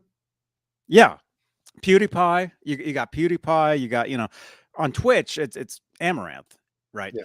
And so when I would like see, it would be her like walking her dog, riding horses or whatever, and then it turned into, you know, blow up swimming pools with baby oil and a huge pickle. Yeah, riding a pickle. So weird, man. But if you watch that video, like, she's not a happy person anymore. Like, she's even said, like, I used to smile a lot more. You know, it's just like, oh, that interview, I saw that. Yeah. I watched some. I didn't watch the whole thing, but I was watching. I was like, this chick, she doesn't like what she's doing, but she's getting paid, and she gets to, like you said, you know, she does help out with you know, dogs and horses and stuff. But like, yeah, it's just weird. And a lot of streamers do. And I'm not just talking about girls, but who's that clown dude with the blue hair that streams all the time? The heck is his name? Is he an actual clown? Well, he looks like one with the blue haircut. But well, anyway, gamer. Yeah, he's a gamer. He's ninja. He talked about like streaming, right? Like he streams like, what is it, 8 to 10 hours a day. It's literally, is that it? You know, huh? Is that it? No, they do way more than that. Well, maybe it is more. But way he said everybody thinks like, oh, you're playing games all the time. This is a great thing. He's like, I have to play the games that people want to see played. Yeah. So all these, he's like, I'm playing games. He's like, I hate playing some of these games, but roadblocks. It's what draws the viewers in. So I have to do it. He's like, I want to go do other stuff, but he knows that he can't. The same, I guess, with Amaranth, like she's always on. And at a certain point, that's got to kind of get like, oh my God, you know, like this is just stupid. Mm-hmm. Well, Jay, someday we'll get to that level. Yeah. Where we can sit there in a pool, you know, and well, Kurt will watch. I just got to grow my hair back and put my hat on.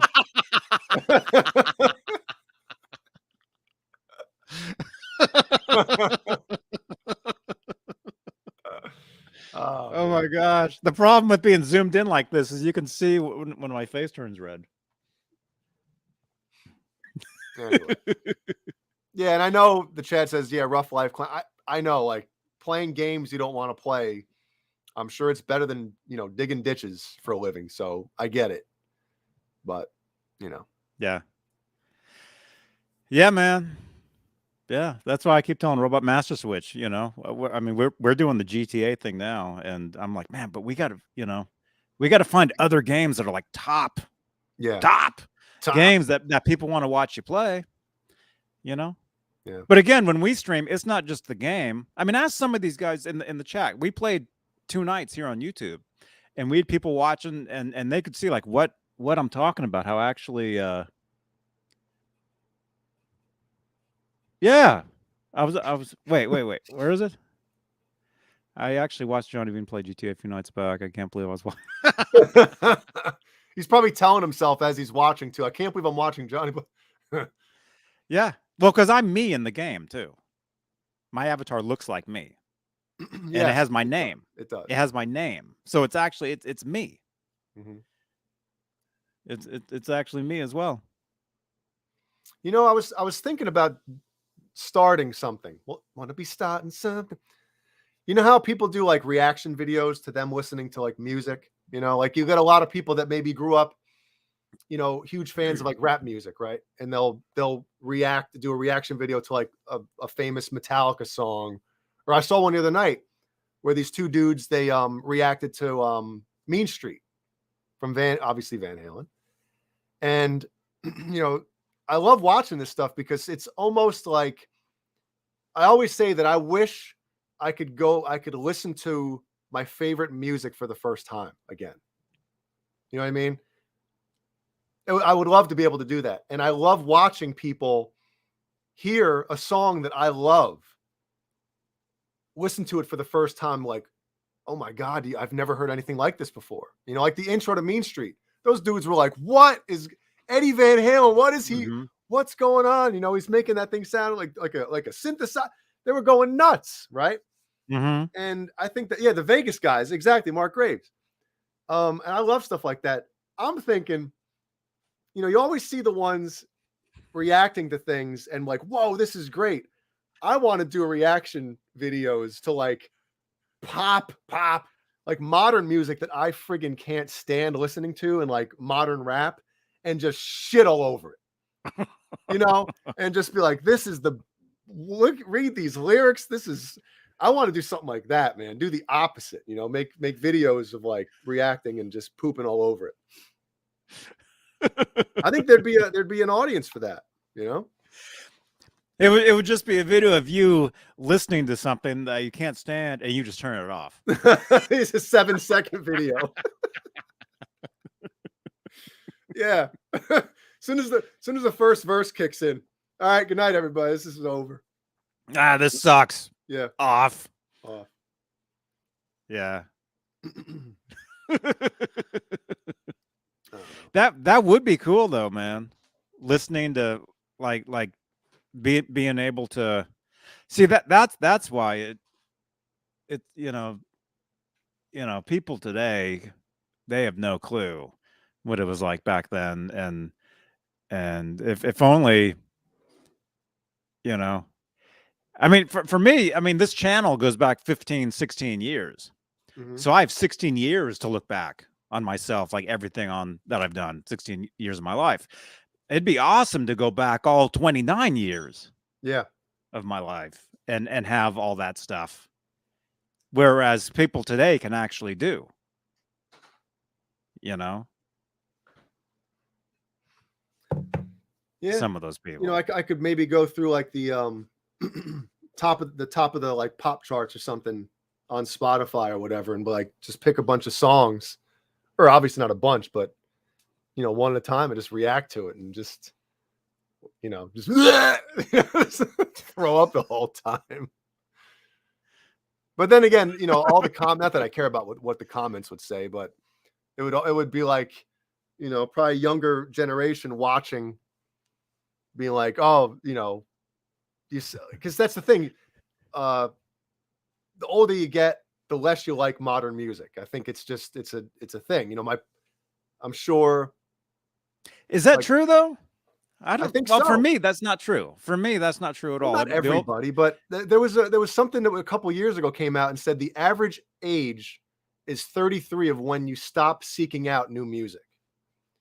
So by 33 years old, I guess the average is like you have enough music that you love growing up that brings back all those memories. That's one of the big parts of music. And hairdos and like clothing style. Yes. You know what's weird though? What's so strange is well, maybe I shouldn't say this, but you can say it, Johnny. You see a lot of elderly, like really, really old people. A lot of really, really old people today in their 90s or 100. They're wearing clothes like from the 70s, from like when we were little. Yeah. They look the same as old people did back then. Yeah. But really, they were our age then. Yeah. That's scary. You know what I'm saying though? I know what you're saying. You know, I remember being like in my early 20s, driving in the car, listening to Meshuggah. Now, if anybody knows who Meshuggah is, super heavy, just like, you know, just no holds barred. And I remember thinking one day, I was like, am I going to be listening to this when I'm like 80? Imagine some old fogey driving down the road, you know, just like listening to this heavy, heavy stuff. You know, I mean, I'm more than halfway there, and I'm probably going to be listening to it if I make it that far. No, everything we like now, we're gonna like until the end. Yeah, but I just thought of it like till the end of this video. Yeah, I just thought of it as like maybe, you know, because I've heard it before. Like the older you get, you know, the less heavy. Like if you're into heavy stuff when you're younger, you know, once the testosterone starts pumping through as much as it did, you don't listen to as much of that stuff as you get older. And I've heard that before. which maybe is why I'm listening to more and more like 80s rock than I have in the past few years, you know? Mhm. Maybe I'll still be wearing the V-necks, you know, when I'm 80, maybe. But I don't know. Maybe Johnny will still be wearing that same mask when he's 80. Hopefully not. Like all the new Johnny, I don't know about you, but any new music that I'm finding to listen to came out in the 80s. You know, like I listened to White Lion came out. I listened to an interview with Vito Bratta from I forget how many years ago, maybe 8 years ago, 9 years ago. He was interviewed by Eddie Trunk. Mhm. And they came out with an album in 1991 that I never heard of. I was never the biggest Great White fan or White Lion fan. Sorry, White Lion. I just had that first album Mm-hmm. because I had Wait. Yeah. Wait. Yeah. Wait. And When the Children Cry, you know, Mhm. those, and then there was another one, right? Some rocker tune. Yeah. So I had it. A lot of that stuff, White, we should be talking about this on Tuesdays. Although those guys don't let me talk. No, no. They don't. I had that. I had Warrant. I had all that stuff back then. This album, Main Attraction. Dude, it's got some kick-ass stuff. Like the first track, Lights and Thunder. Mhm. If you like anything to do with like 80s hard rock, that put on that song. Because I guess, you know, Vito Bratta was saying how like once that album came out, I guess the record label gave him like $500,000 to record that record. And by the time it came out, the buck had already passed. Is that the right words to use? You know, it was already, you know, that stuff was already kind of like, and it did nothing. I think once the album came out, I don't think the record label cared that they blew $500,000. They were already on to grunge. It just everything just dried up and just stopped. Yeah, stopped. You know? Yeah, Yep. yeah. I had all that. It had to be really a terrible feeling for a lot of these guys. You know, you've been in the music industry. I was in it for a while too, but I never had like that level of success where you were playing, you know, basketball or hockey arenas or whatever. You know, these 80s bands, a lot of them were they were super famous for a handful of years. And that's got to be a strange thing when you're at the top MTV, you're just doing all this stuff. And then literally within a year, nobody even wants to, you're done. That had to be a very strange thing for a lot of these bands to go through where you're king of the world. And then you're like almost made fun of within a year. That had to be really, really terrible thing to go through. Yeah. Yeah. Well, I mean, I would think working towards something for that many years, because a lot of those guys, the guys that got really big by the end where it was over, by the late 80s, early 90s. Yeah. They had been working towards that, you know, some of them for like 5, 10. Some of those bands were just starting like when Van Halen hit the scene. Yeah. Like when Eddie Van Halen 1978 happened, those guys picked up a guitar or they instantly became, oh, this is the greatest thing ever. I got to do this. Formed bands. And then some of those, you know, a few handful of those bands made it to the top. But by the time they made it, that scene was done. Yeah. Totally done. Yeah. I mean, it had to be a terrible thing, man, to go through that. It's almost like the child actor thing, you know, when you're a kid growing up, you're in all these movies, you know, and then all of a sudden nobody cares anymore. I mean, that's gotta, and I think Vito kind of talks about that. It's yeah, there you go. What does it feel like when you were in Bone Alone? Hey, when you get to my age, Bone Alone is normal, isn't it? You still look the same though. Yeah, I guess I do. I just don't have the hat anymore. Sorry. Sorry, Kurt. Yeah, there you go, Jeannie. You can't be king of the world if you're kind of the world. All right, spell check, obviously. You can't be king of the world if you're slave to the. She loves that that lyric for obviously the song "Slave to the Grind" from Skid Row. See, certain bands though, man, like Van Halen was able to transcend that era and continue. You know, 95 Balance came out, went number 1, no issues. Let's see, Motley Crue were they one of the bands that were able to kind of, but then again, they had their problems. I remember Vince Neil left or got booted, I should say. So that's kind of a weird. What other bands were able to not be affected by grunge? Like Metallica, obviously. 80s band. Yeah. Like any kind of band really at that point that was popular. Kiss. Ones that are still mega huge today. Metallica, Kiss, Van Halen. Pantera, yes, Pantera, and they came out with the Great Southern Trendkill, Aerosmith, like Guns N' Roses, FU. Megadeth, yeah, AC/DC, dude, yeah, Megadeth to a certain extent, but they kind of, I don't know, when in 92, right? 92 is when Countdown to Extinction came out. That was huge. Like they were all over MTV when that album came out. So yeah, I could see that. Guns N' Roses, obviously. Queensryche, man, I don't know. Kevin, I love me some Queensryche, but I think they did it to themselves. Empire came out. It had, good enough. I don't want to say it had radio singles on it, but it had good enough songs. Like obviously Silent Lucidity, that's just a great song that needed to be on the radio. Like that had to be a hit song, even though you could tell it's not like a, it doesn't have that cheesiness to it. Like, oh, you could tell they were writing this for the radio or whatever. But man, when Promised Land came out, they stuck to their guns and it was a very dark record.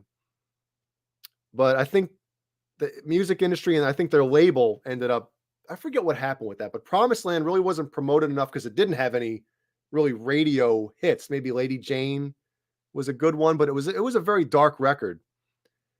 And then they kind of did what a lot of bands did. They tried to kind of strip everything back, and they recorded the next album Here in the Now Frontier in somebody from Pearl Jam studio. It was very raw.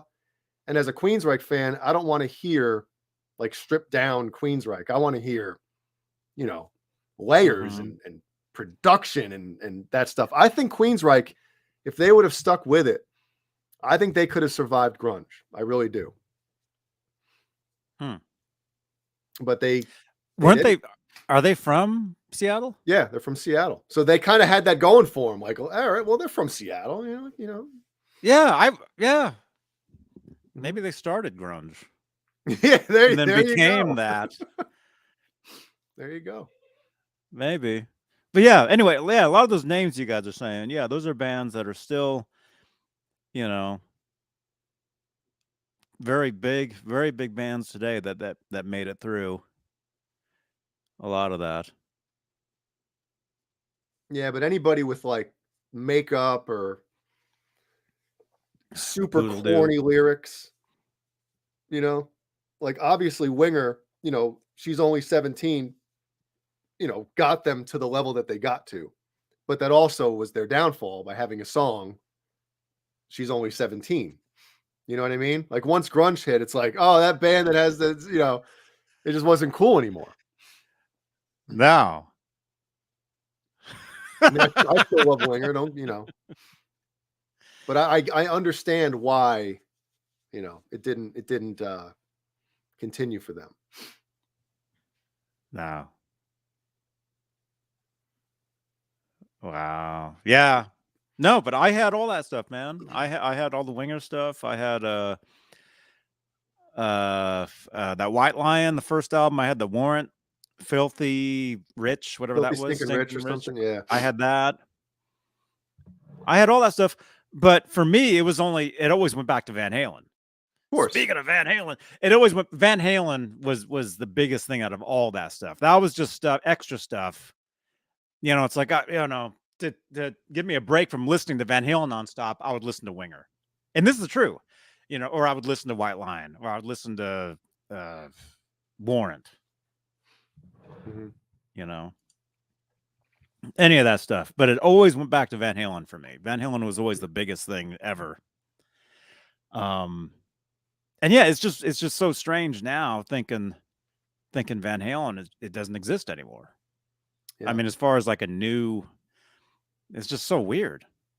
Well, I mean, if you want to be 100% honest about it, like you could say that, you know, I mean, I've always said, in my eyes, Balance was kind of the end of Van Halen for me, you know, because obviously once Sammy was out, and then they got Gary for Van Halen 3, you know, I was never the biggest fan. I've been open about that. I'm never the biggest fan of that album.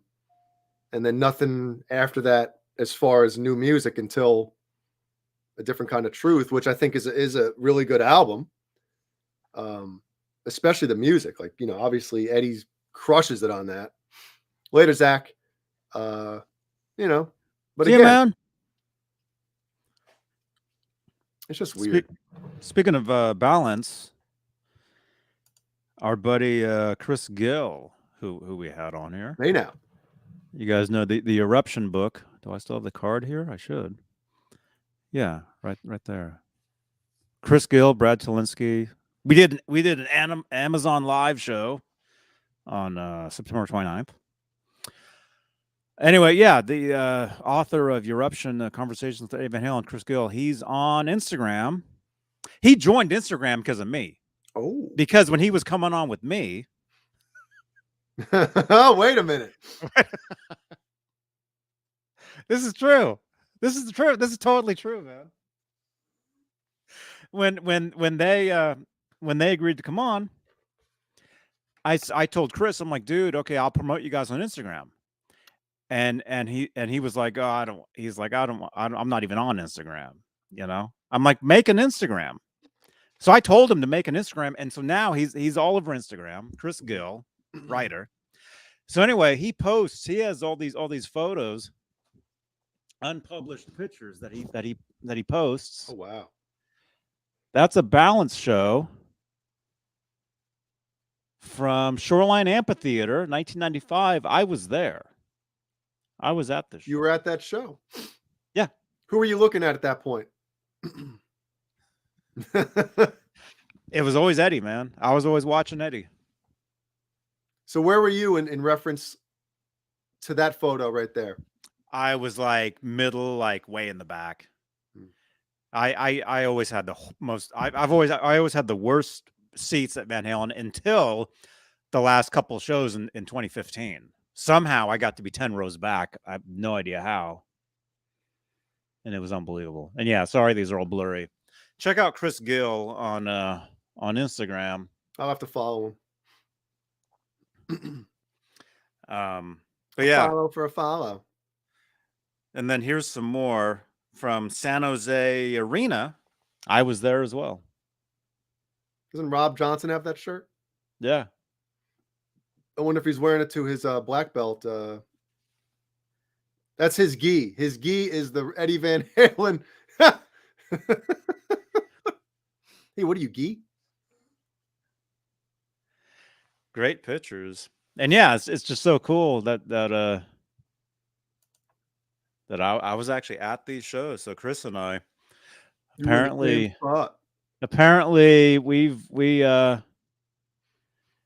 yeah, like there's a, what do you call it? Like we were around each other for years, not even knowing, you know? Yeah. Not even knowing it. Where is it? Gino Ames says, Wolf just said he thought Balance is probably the best sounding Van Halen album. I mean, sonically, if it's definitely the most like modern, like you put that album on now. I mean, it has that kick drum that just punches you in the chest. You know, the bass tone has a nice gnarly growl to it. You know, it is. I think if I was going to mix a record myself and I had to pick any Van Halen album that I would kind of, you know, wanted to sound like, it would probably be Balance. It just sounds super, you know, it's the most modern sounding Van Halen record. Everything is just crystal clear and it holds up. I mean, any Van Halen album holds up if you think about it. You put it in now, they still sound great. But they still sound great. But yeah, but Balance sounds just massive, man. Oh, it totally does. Yeah. Totally does. I mean, yeah, you can blast that, while you're driving, and especially if you got the ears.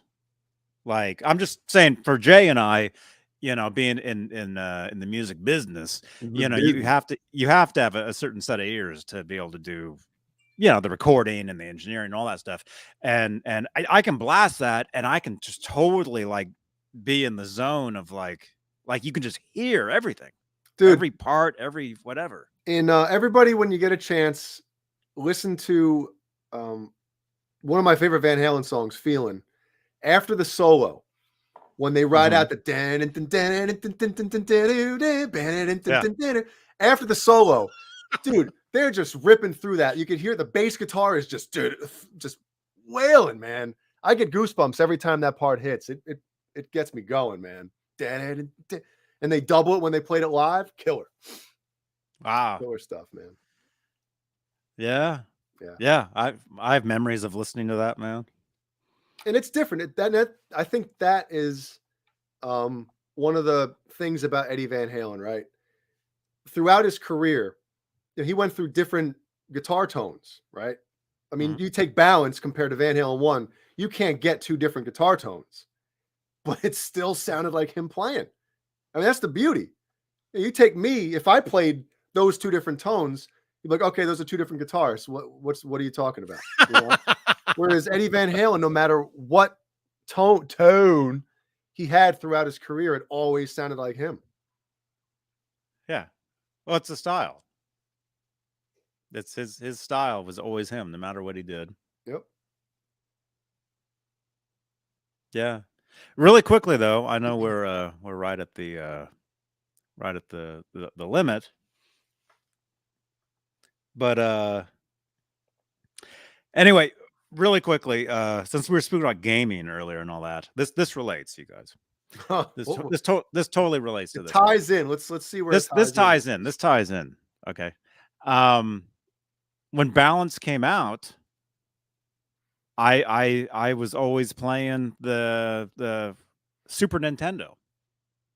So all my memories, like anytime if I put Balance on, going from Seventh Seal to what's the next song? Is it Don't Tell Me or huh? The song I skip.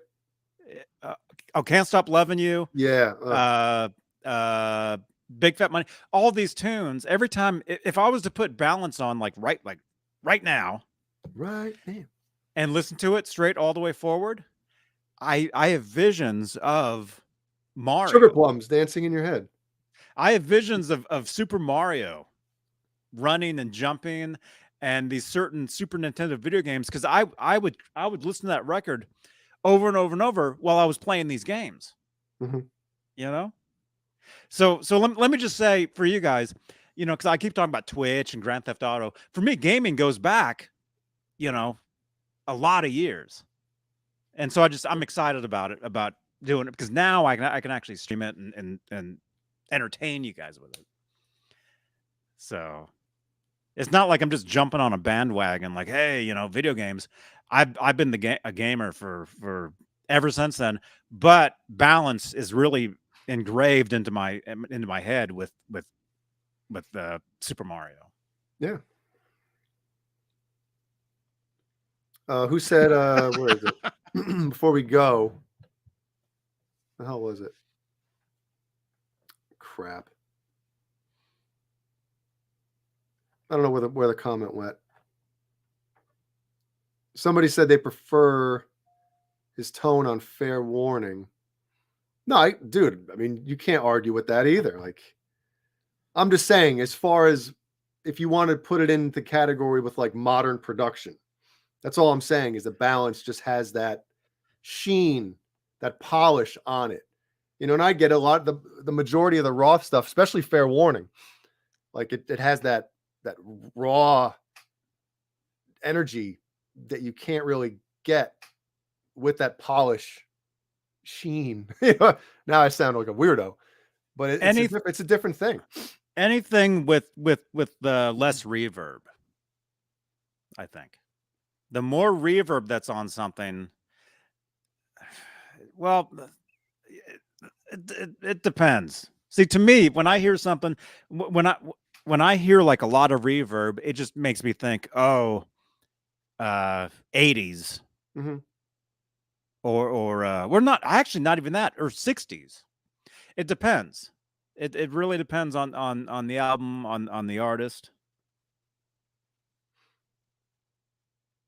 But see, now we're talking music less gain on Fair Warning than there was on Balance, you know. Yeah, and there was less gain. There was more guitar. There was a lot more guitar, like Balance, all the punch ins, all the overdubs. There's tons of stuff in there. Doubling, tripling, you know, adding. Yeah. Doubling. Maybe that's why he started using the wet, dry, wet, because that simulates two guitars. Yep. Really, if you think about it. Exactly. Cameron Brown, throw a lot of reverb on something that instantly sounds 80s. Yeah. Yeah. Although that is kind of back in style now these days. These days, everything is in style. That's the thing. Music-wise, no matter what it is, it's a thing now. It's very weird, but very cool at the same time. Yeah, and that's, one thing, as far as a different kind of truth goes, I would actually, and I know we'll never get it, but I would like a remix of that, because I feel like the kick drum, there's no oomph to that kick at all. The majority of the low end on that album is from Wolfgang's bass, which sounds phenomenal. And I just feel like there's too much gain on the guitars. I think the idea, especially when Wolfgang says that he was the one who had the idea to, like, hey, let's go around the old demos and let's do a record, right? That was kind of how the whole thing started about doing another album. And as if they were going to go, because you could tell they were kind of going for that stripped down sound with the drums, or pull back a little bit. Whereas I feel maybe they should have done the same thing with the guitars. I would have loved to have heard Eddie's, even if it was like 84 era, which I love. That's my favorite Eddie Van Halen guitar tone, is from 1984, because it's got a perfect blend of the rawness from the early stuff, as well as it's getting into the, the Eventide harmonizer a little bit. It's got a little bit of that in there, but it has the nice blend of both. And that's my favorite, Van Halen, guitar tone, is that album. Yeah. Yeah, mine too. That's great. Especially the live stuff. If we could ever get a soundboard, are there any? John Biel. Or wait, he's fired. Keith Campbell. Yeah, John Biel's out of here. Keith Campbell, the Chad. Are there any soundboard 84s out there? Any shows? I can't think of any like actual soundboard shows, but if you were to hear like soundboard 84 and hear Eddie's live tone, to me that was it. That was awesome. Yeah. Well, Cameron says no amount of EQ would have made one of those new 5150 sound like the 84 tone. But here's the thing, I'm sure that they took a DI for all those guitar tracks that are on A Different Kind of Truth, This would be guaranteed. Like, when I record guitars, I record a DI. I've been doing it for, they've been doing it for years. So, and again, I highly doubt that anything will be remixed, especially now, since Eddie's not here anymore. But again, yeah, we can drink. Yeah, no, Montreal, that's not soundboard. Is there a soundboard in Montreal? If there is, WhatsApp me. Yeah. Let me know. I don't know of a soundboard 84. Well, anyway, let me know. Drop some comments or get at me on WhatsApp. Let me know. Well, Michael Anthony said it in an interview with Eddie Trunk a few years back that, you know, when Eddie asked him about, hey, is there any, you know, videos or recordings of all the old, he's like, I don't know about professionally recorded, but he said they took a soundboard of virtually every show that they did. So there's at least a stereo mix from the soundboard of probably every single show that they played. Wow. That would be awesome. Boy, Jimmy Z hates Andy Johns with a passion. You know, Carnal Knowledge, that's a lot of people's favorite Sammy era sounding album. Paul, right? Neanderthal. He loves how Carnal Knowledge sounds. It's a great one. Yeah. Wait, Jimmy Z, what do you think about his brother?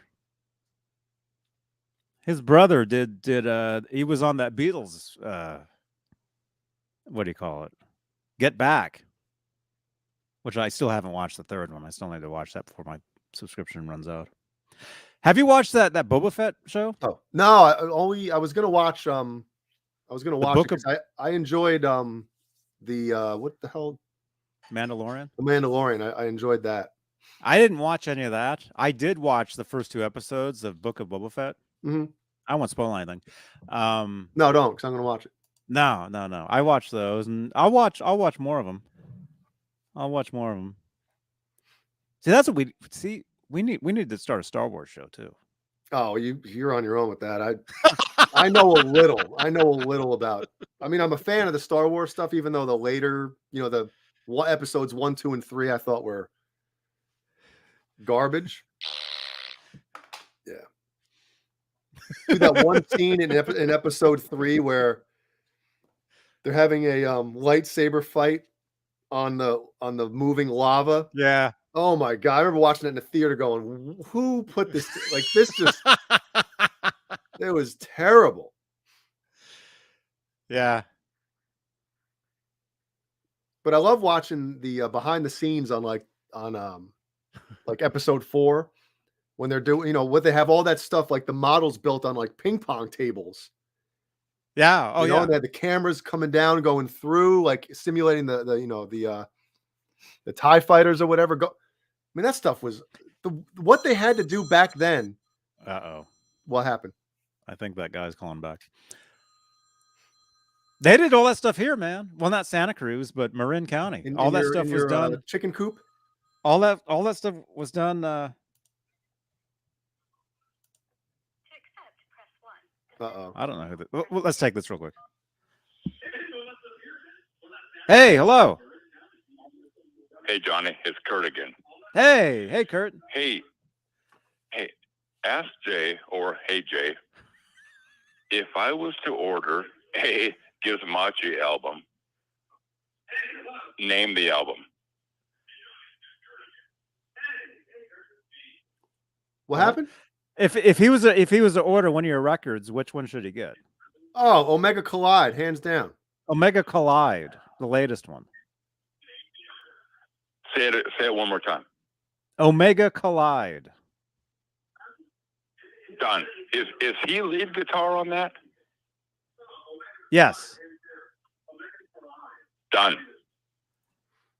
I'll buy it. Awesome. Thank you. Is that an Amazon thing or website or what? Oh, where can he get that? Oh shit! Do you have a box in the basement? This string two soup cans together with a string. Well, just Google, right? Well, it's on our Bandcamp, but I think I'll buy it. Like, I mean, I've seen little 10-second clips of them jamming, but it's like I'll buy it.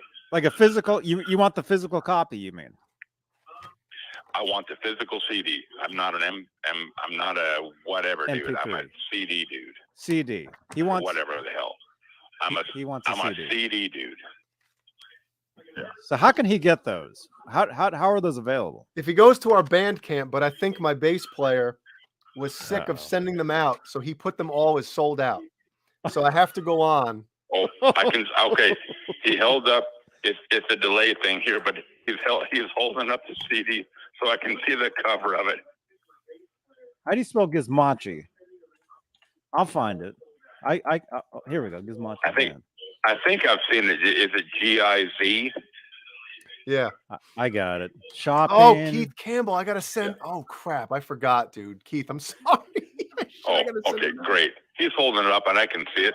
I'm gonna buy it, and I hope at least 18 cents goes to him. But I'm gonna buy it. The whole band gets 18 cents. Yeah. If that's the top tier of. So he gets 3 cents. Hey, at this point, I'll take what I can get. Yeah. Kurt, thank you very much. That's man. all I need. I won't take any more of your time. Thanks, Johnny. Oh, you're welcome, man. Thank you, Kurt. Thank you, Kurt. Thank you so much. Okay. All right. Bye-bye. Okay, buddy. Bye. Yeah. I'm gonna throw out some band gossip while I'm on here tonight. Uh-oh. So, the rest of the guys live up in New York still, right? They all live within like 10 minutes of each other. Okay. Oh, wow. So when we had these CDs printed, I'm in South Carolina, right? So I figure, well, why am I going to be the one sending them all out? You got 3 of you up there. I mean, I'll help out if I can, right? Uh-huh. So the only one that was doing anything was our bass player, Chris. He was the one that was, taking the orders, packaging them up, shipping them out. Nobody else was helping.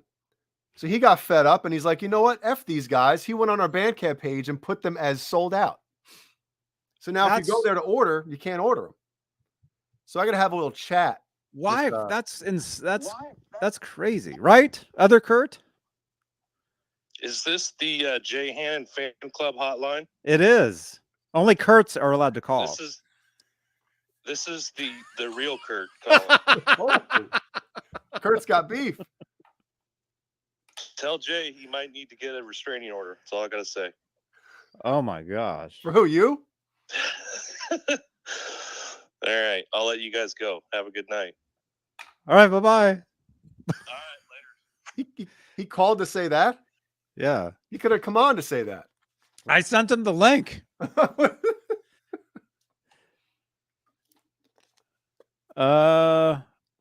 So anyway, other Kurt, if you're trying to order it from our Bandcamp page and it's not showing up, try again over maybe the weekend because I'll talk to those guys. Yeah.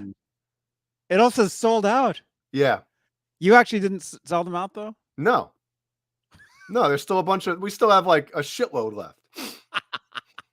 But my bass player was like, nobody was, none of the other 2 guys were like saying, hey, I'll help out. I figured, hey, one guy ships out CDs for split it up into, 4 months. I'll take it from January to whatever. Okay. Now Jimmy takes it from that month to that month. Okay. Now Mike takes it. I figured they'd be able to work something out. No, nobody helped Chris out. So he said, F these guys. Wow. Yep. We're not even, yeah, passing the buck as well. Yeah, exactly. So there's the link in the chat. Apparently they're sold out, but not. Yeah, can you send a message maybe and say, hey, I want a CD, you sons of bitches? You can follow. I'm not even signed in. I have a Bandcamp. I need to record new music. All my music is from like 10, 12 years ago. I'm going to message those guys. I'm going to actually text the group and say, hey, let's get this shit. Because you should be selling CDs. I mean, anybody that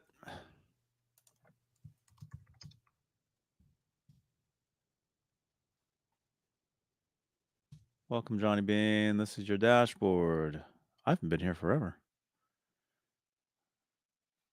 Do I have any money in mine? I have 37 followers. Dang.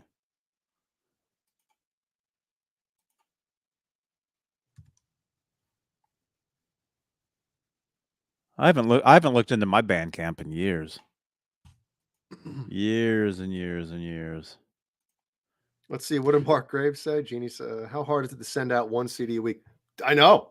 You're right. Because that's probably what we're doing right now. One a week? That sounds great. Yeah, I'm fine with selling 52 albums a year. I mean, I didn't expect to sell any, to be honest. After coming out and after not having an album out for 16 years, I didn't think anybody was going to give a shit.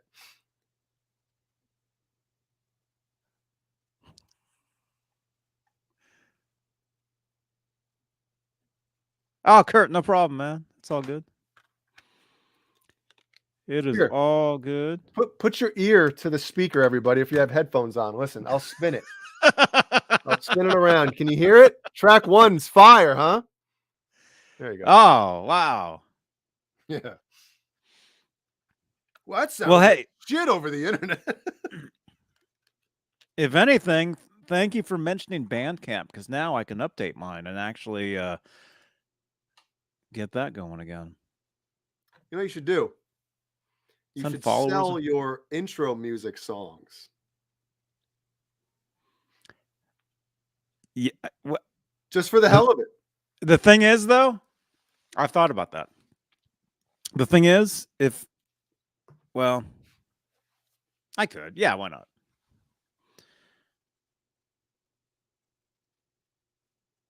I could do that. Hey, if anybody here watching this, if you guys would want a copy of that tune that you hear day in and day out on here,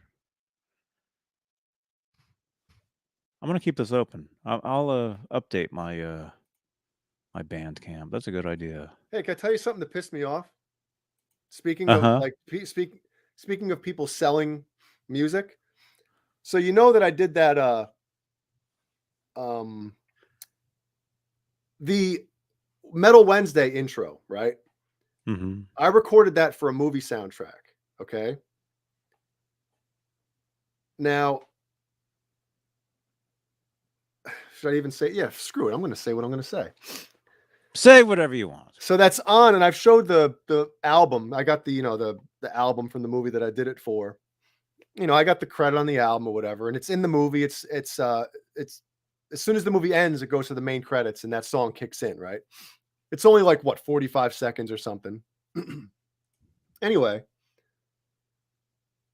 when you go onto Bandcamp, that album is for sale digitally.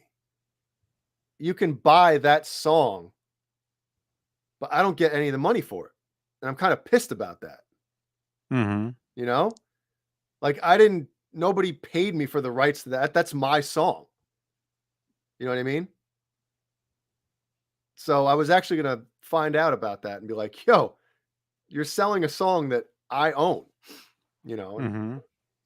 So. Well, didn't you? So you never signed anything? You never gave them that? No. I mean, I was like, hey, I'll do a song for the album or for the soundtrack. But again, like I didn't sign, the rights to somebody so that they could get paid for. Like if I'm the publisher, if I wrote the music, I should get paid for that. You know what I mean? Like I at least should have gotten a call or an email saying, hey, Jay, we're going to put this up. Are you either cool with it or, hey, we're going to give you the royalties for this one track. And I did a solo on another song that's on the soundtrack. Uh-oh. But I got paid for that one. But I'm not a songwriter, so technically publishing isn't, Yeah, throw a lawsuit. There you go. Kurt, dude, Kurt, I got to talk to you about something. Kurt, jump in here. After we're done here, jump in. What do you call it? After show. Jump in the Dick's cord. After show. Yeah, it's probably 2 cents that they sold in that song. Keith, you're probably right. Yeah. But no, I just figured it would have been cool to at least get an email or a phone call or a text saying, hey, we're going to put this available for digital purchase. If we sell any of these, any of your song, you can get the rights for or the royalties, Yeah. Thing is, if you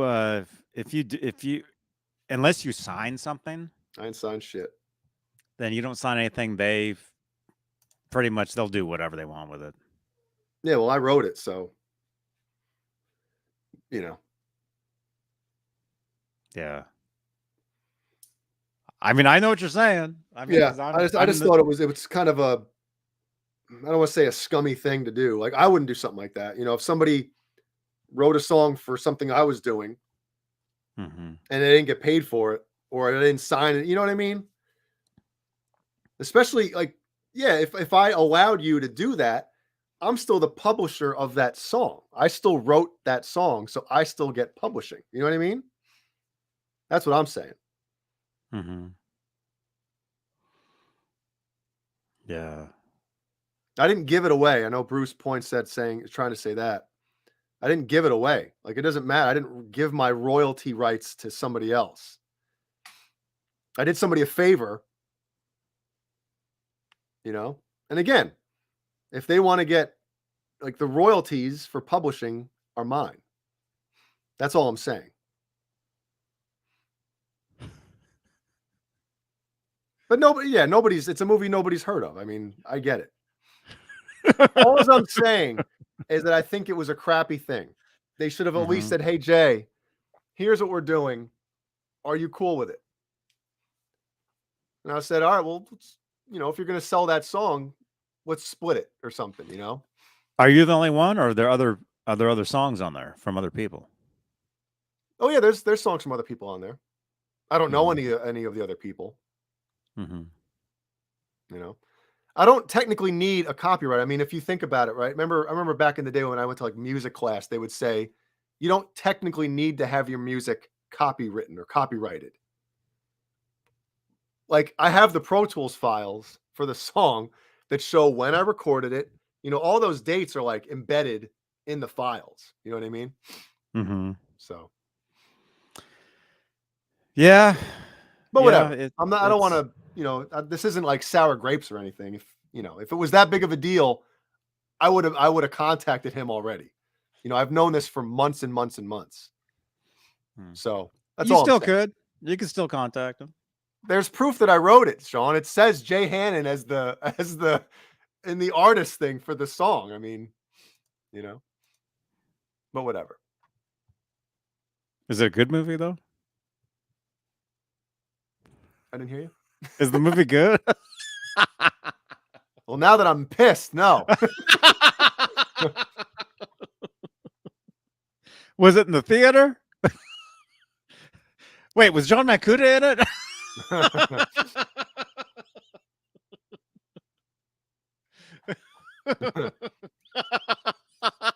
Oh, wait a minute.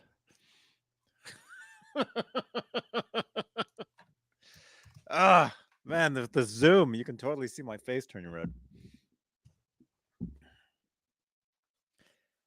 Yeah, we can talk about this tomorrow too. We could talk for hours and hours on this subject, man, because I know And drama going on here, folks. If I read this text message out loud, I would probably break something in my room right now. Uh-oh. Yeah.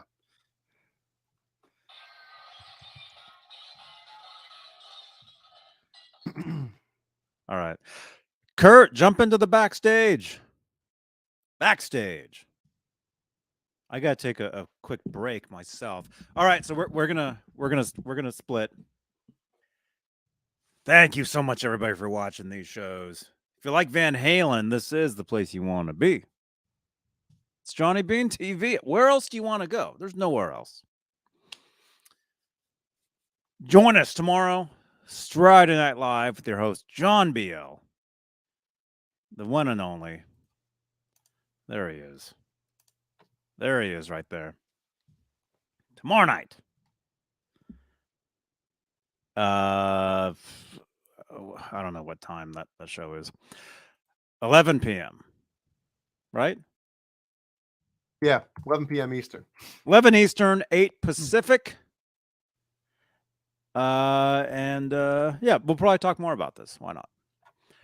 All right. Thank you, channel members. Thank you so much for all of you guys, including Warlag. Your name needs to be on there. Warlag as well. Thank you so much. Thank you. Thank you. Thank you. Smash that thumbs up and follow me over to Twitch a little later for some GTA. We'll get the crew together.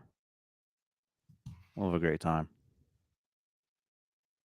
Kai Matthews, I can. I did the last 2 nights I streamed here on YouTube. But the main thing is I'm trying to get people over to Twitch for that. So follow me on Twitch. Just search Johnny Beane. All right. Thank you so much, channel members. You guys are awesome. You're all awesome. All you guys that watch this stuff. You're all amazing. All right. We'll see you guys tomorrow night. Johnny Beane TV. Bye. Yeah.